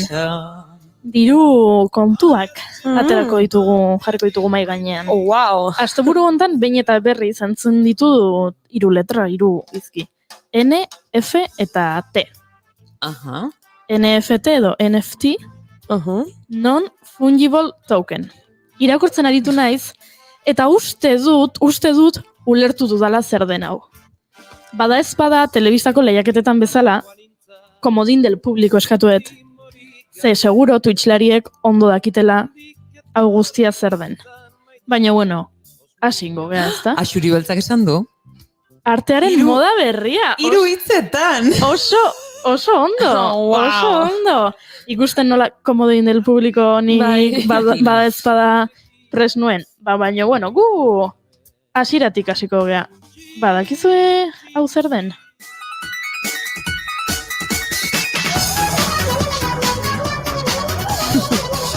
Ez eta beldurra ematen dit. Zer da? Nik ez dakit. Hau da, Nyancat. Jakin dezazuela, gustatzen bat zaizue, YouTubeen 10 orduko bertsioa daukazuela. Horrela 10 orduz? Duela 10 urte, Chris Torresek Nyancat sortu zen. Nyancat da marrazki bat, marrazki bizidun bat, bideo bat da, eta hor dago, marrazutako katu egalari bat. Eta katu egalaria, egandoa, eta hortzadar baten arrastoa uzten du. Sortu zenetik 100 milioi aldiz ikusi eta pertekatu da hainbat web horrietan. Otsailean bertsio berezi bat jarri zuen salgai Chris Torresek Foundation webgunean. Dala produktu digitalak erosi eta saltzeko plataforma bat. Orduan, Enkantean jarri zuen, jendeak zenbat eskaintzezun, eta Enkantearen azken orduan, hala nolako eskaintza gerra bat sortu zen. Eta Nyancat erabiltzaile bati saldu zitzaion. Bakizu zenbat? Euroren truke. Zenbat? Gutxi gora beraz, hemen dolarretatik euroetarako aldaketa egin behar izan dut, 488.200 euro. Iaia, 500.000 euro. 500.000. Bai. 500.000 euro. 500.000, milioi erdia. Milioi erdia, bai. Ez zaizu gustatzen? Gustatu nik eukiko bano, baina... Karo, salmenta hau arte digitalaren eta NFT edo tokenez suntxikorren merkatuko salmenta punturik gorena izan da. Ze, pixka bat azaltzearen, merkatu honetan erosleek normalean ez dute egile eskubedirik, marka komertzialik edo erosten dutenaren jabetza esklusiborik lortzen. Orduan, zer lortzen dute? Azalduko dugu, baina igual hasieratik hasi behar dugu, ezta? Bai. Aipatu dugu token ez suntxikorra esaldia, baina, zer da hau. NFT esan bezala, siglak dira, non-fungible token, honek esan nahi du token ez suntxikorra, eta azaltzeko. Ekonomian, aktibo suntxigarri bat erraztruka daitezken unitateak dituen zerbait da. Hala nola, dirua, adibidez, diruarekin. 10 euroko bilete baten ordez, 5 euroko 2 bilete arditzakezu, eta balio bera izango du. Ezta? 5 euroko 2 biletek 10 euroko bilete baten balio duten. Matematikak. Hoi da. Eta gainera, bilete hori ez da suntxitzen erabiltzen duzun einean. Hau da, nik orain zerbait erusten dut 10 euroko bilete horrekin, eta horko dendan uzten dut, eta hango dendariak erabiltzen du 10 euroko bilete hori beste denda batean, eta gero beste denda batean, eta ez du balioa galtzen. 10 euro balio ditu nire eskutan dagoenean, 10 euroko balioa du dendariaren eskutan dagoenean, eta 10 euro balio ditu zapateriaren eskutan dagoenean. Hala ere, nola azaldu dezakegu adibidez. Zerbait suntxigarria ez bada, edo ez suntxikorra balin bada, propietate bakarrak dituela esan nahi du. Ze dirua esan dugu, fungible dala. Hau da, suntxikorra izan daiteke. Baina zerbait ez balin bada suntxikorra, balio bereziak dauzka, adibidez, Mona Lisa. Mona Lisa bezalako artelan bat izan daiteke horlako zerbait. Ze bakarra da. Artelarraren argazki bat atera dezakezu, edo fotokopia bat erosi dezakezu, baina pintura originala edo artelan originala bakarra da. Bakarra da, bai, ezin duzu kopiarik, kopia egin bai, baina ez zehatza, ezin da, bai. Lubren dagoena ezin duzu etxeko sukaldean eduki. Horren replika bat edo horren argazki bat eduki dezakezu. Orduan, NFT-ak beraz edozein gauza digital izan daitezke. Marrazkiak, musika, nahi duzuna. Baina egun sortzen duen interesaren zati handi bat dator teknologiaren erabileratik. Hau da, arte digitala saltzeko. Honen erakusle nagusia da Mike Winkelmann artista. Beeple ez izenez ere ezaguna da. Urrira arte, Beeplek bere artelanik garestienak $100 ordaindu zizkioten. Osa, nahi dut, beak saltze zituen bere artelanak, eta ordura arte lortuzun diru kopuru gorena $100 izan zian. Hau urrira arte. Ze urritik ona gauzak asko aldatu dira. Duela aste batzuk, bere NFT bat, hau da token edo aktibo estruntxikor bat, Christie's enkante etxeak saldu zuen, $69 milioi truke. Esaten ari didazu, zerbait digitala, artelan digital bat, ez fisikoa baizik eta digitala, 70 milioien gatik? $69 milioi, hoi dia kanbioan 58 milioi euro gutxi gora bera. Eta saidazu, eta hori fisikoan ez daukazu, baino pentsatzen dut, zu hori behin zurea denean, zuk esplotatu dezakezu, saldu dezakezu, egin dezakezu zerbait horrekin, beste batzuei adiz kamisetak egin edo horrelakorik. Ez. Ez, zezuk irudi eskubideak ez auzkazu. Bakarrik daukazu... Artelan hori zurea danaren... papera behintzat emango dizute fisikoan? Ez. Papera ere. Baino, zurea da, adibidez Axuri Beltzak ondo dioen bezala, zuen Twitcheko lehen saioa saldu zenezakete. Hori artelan digital bat da. Baina nik duda bat daukat, ez dakit geroago azalduko dezun, baina gure lehenengo Twitch saioa online dago ja. Hau da, edonork euki dezake. Eta niankat katua, gure katu xalatu hau. Ai ama, kenduri. Xalatua esaten du baina. Xalatua? Hau ere online zegoen eta online dago, naiz eta norbaitek erosi duen, oraindik online dago. Bai, zuek jarraitu entzuten eta Vale, barkatu. Azalduko dugu. Axuri Beltzak zera dio, soilik kopia horren zigilu digital bat duzu, ez emailik ez ezer. Horixe, oso ondo. Eskerrik asko Axuri Beltzak. Urrian, aipatzen ari ginen bezala, Beeple-en ereduarekin ari ginen, Beeple dela Mike Winkelmann, urrian Winkelmannek bere lehen NFT-a saldu zuen. Vale.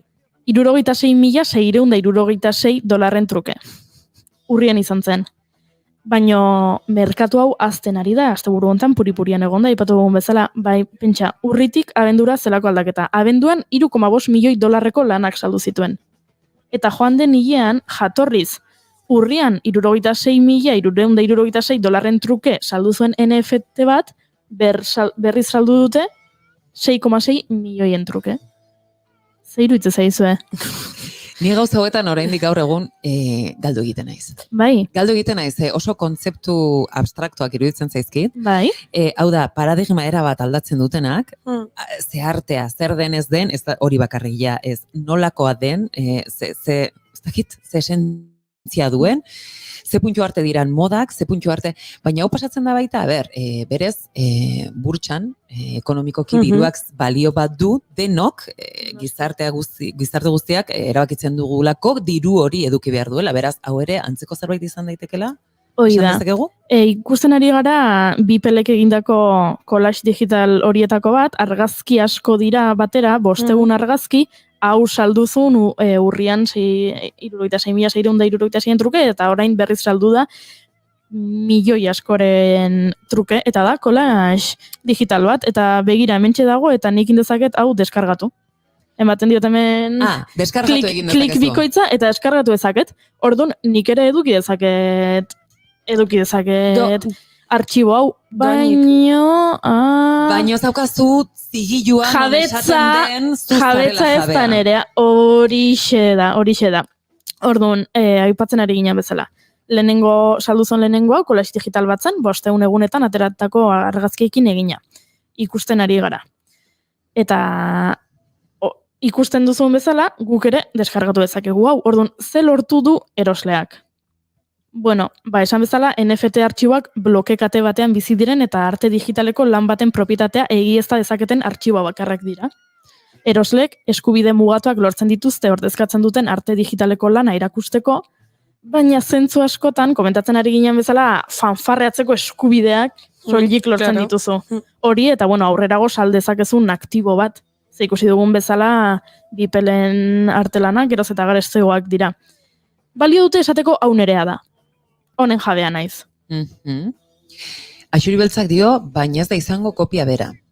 Igual kopia bera ez da izango. Baina, kontzeptuak ere, ez, harritzen duela, beste dozeinek kopia bat naiz eta bera ez izan. Horixe, eta adibide gehiago jarriko ditut. Bai, jarri. Baina lehenango beste datu bat aipatu nahi nizuen. Vale.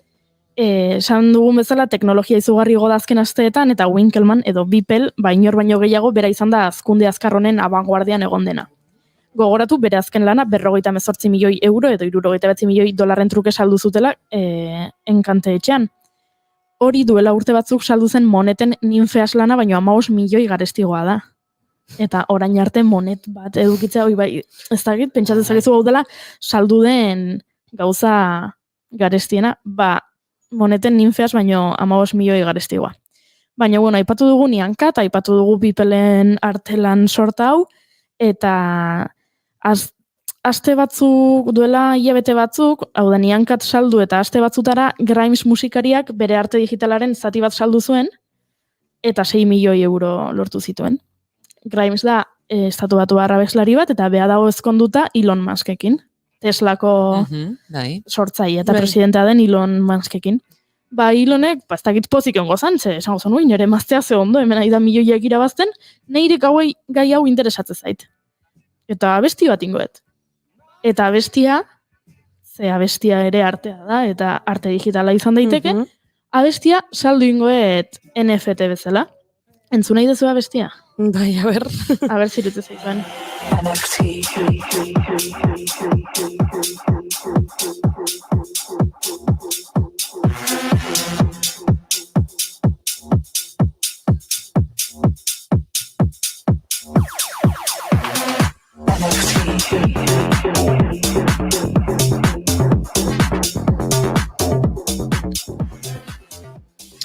Zer irutu zaizuen? Segun eta ze tabernatan, larun bat gauetan entzuten dezu. Ordutan. Ere, egia da. Jakin dezazuela Elon Muskek erabaki dula ez dula salduko, baino... diru faltarik ez dauka, beraz, erabaki dezula salduko, baino guk hemen entzun dezakegu eta gozatu dezakegu NFT-ei eskainitako abesti honekin. Enukerosiko, noski bino, gustatu zait. Gustatu zaizu. Ni rockeragoa naiz badakizue. Hau segun nun harrapatzen didan, igual saltu batzuk botako nituzke, baino osi ez da pentsatu ere. Nik ere erosi enukerosiko, baina, Vale, adibide gehiago jarriko ditut hortuan, hau ez gustatu. Linkin Park taldeko Mike Shinodak ere saldu izan ditu NFT-ak. Adibidez, otsaian bere abesti, azkeneko abestiaren klip bat saldu zuen. Berak ala ere esan du NFT-aren salmentetan izandako diru sarrera guztiak orain eta obren jabetza partziala gordetzen duenez. Ze, esan bezala, lehen aipatu dugun bezala, zuk saltzen duzu, edo zuk erosten duzu, baina ez dira eskubide guztiak, ez dira zuretzat, orduan Mike Shinodak saldu ditu abesti zatiak, baina berak eskubideak izaten jarraitu du. Eta orduan, berak esaten du, orain arte irabazituakoa, eta hemendik aurrera irabaziko duena, dena Art Center College of Design enpresara joango dela, eskolara joango dela, eta hau dago Kalifornian, pasadenan. Salmenta baldintzen arabera, NFT-en jabek ez dute lizentziarako eskubiderik, zuk aipatzen zenuena Maitena. Komertzialki ezin dituzte ustiatu. Ezin dituzte hemendik eratortzen diren lanak erreproduzitu. Esan dugun bezala, hau da esateko nerea dala. Edo kritiko batzuk, Mike Shinodaren abestiarekin esan duten bezala, funtsan digitalki autografiatutako MP3 bat lortu duzu, besterik ez. Begira, horrela esan da, nik uste dut ulergarriago egiten dela, Entzungo dugu, zenbat ordainduko zenuketen zuen zueko nengatik.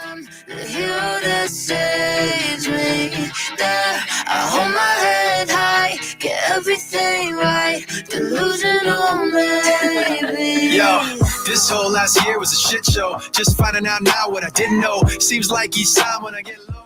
Nei Elon Muskena baino gehiago gustatzen zait, ala ere milioiak ez nituzke ordainduko. Milioiak ez. Hemen komentatu du lehenago ere, Axuri Beltza bitan esan du, eta horregatik esan behar dugu, Berri Txarraken bideoklipa egin zuen, Mira Ruido Gasteiztarrak saltzen dituela NFT artelanak. Noski horrela nindoan, hau sortu dela jarri ditugula adibide batzuk, baino hau ez dela Amerikako estatu batuetan geratzen den zerbait, hau ja mundu guztian, zabaltzen ari da, herrialde askotan zabaldu da, eta horregatik ekarri dugu gaur gurera. Baina, bueno, ez da artea soilik tokenizatu eta saltzen dena, badaude gauza gehiago. Adibidez, LeBron James NBA-ko jokalariak, beak bere jokaldi baten bideoa ere saldu dute. Eta zer da, bea jolasean edo, balantzesto partido batean, eta hoxe, lortzen du bere puntua, eta momentuko bideo hori ere NFT bezala saldu dute. Edo beste adibidat, Jack Dorsey, Twitter sortu zuenak, esan da, historiako lehen Twitteren NFT bat saldu du $2,5 milioi truke. Jack Dorsey da, momentu honetan Twitterreko CEO-a, eta sortzaile, eta berea izan zen historiako lehen txioa. Zala, jaserina my Twitter, edo orain txari naiz, Twitterra naiz. Eta hori saldu du $2,5 milioi truke. Zer egiten duzuzuk txio batekin?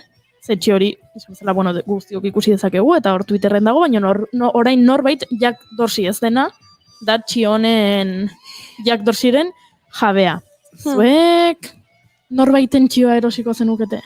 Bueno, zuek amaia maitena, eta entzuleek ere agian badute horrelako txio kutxun bat.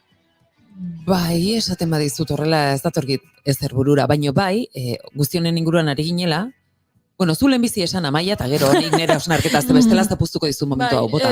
Neria oso simplea da, nik oso humore simplea daukat, eguneko segun eta zen momentutan, hor ere, egia da, baina gauean nekatu ez daudela astentzia behiratzen da, aurkitzen dituzu ari batzuk,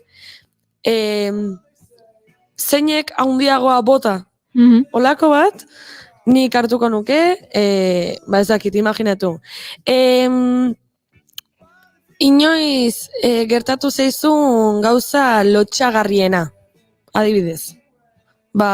Olako ari bat, gauean irakurtzen badut eta ez dakit farrasko egiten badut, nik hori emango nike. Momentu hortan, orain ez. Eta zuk maitena, hola bixi-bixi? Pentsatzen nintzen oso azkare, jabetasunaren inguruan nola lehenago telmo izan dugun urtzen eta lurra, eta nola gure jabetasun horretan ez, nola atzeragoa zen involuzioa da eramaten ari gaituen, ze gauza aurrera egiten ari garen heinean, teknologiari eskerre ere, jabetza berriro ere, ez gunean dugula, ez?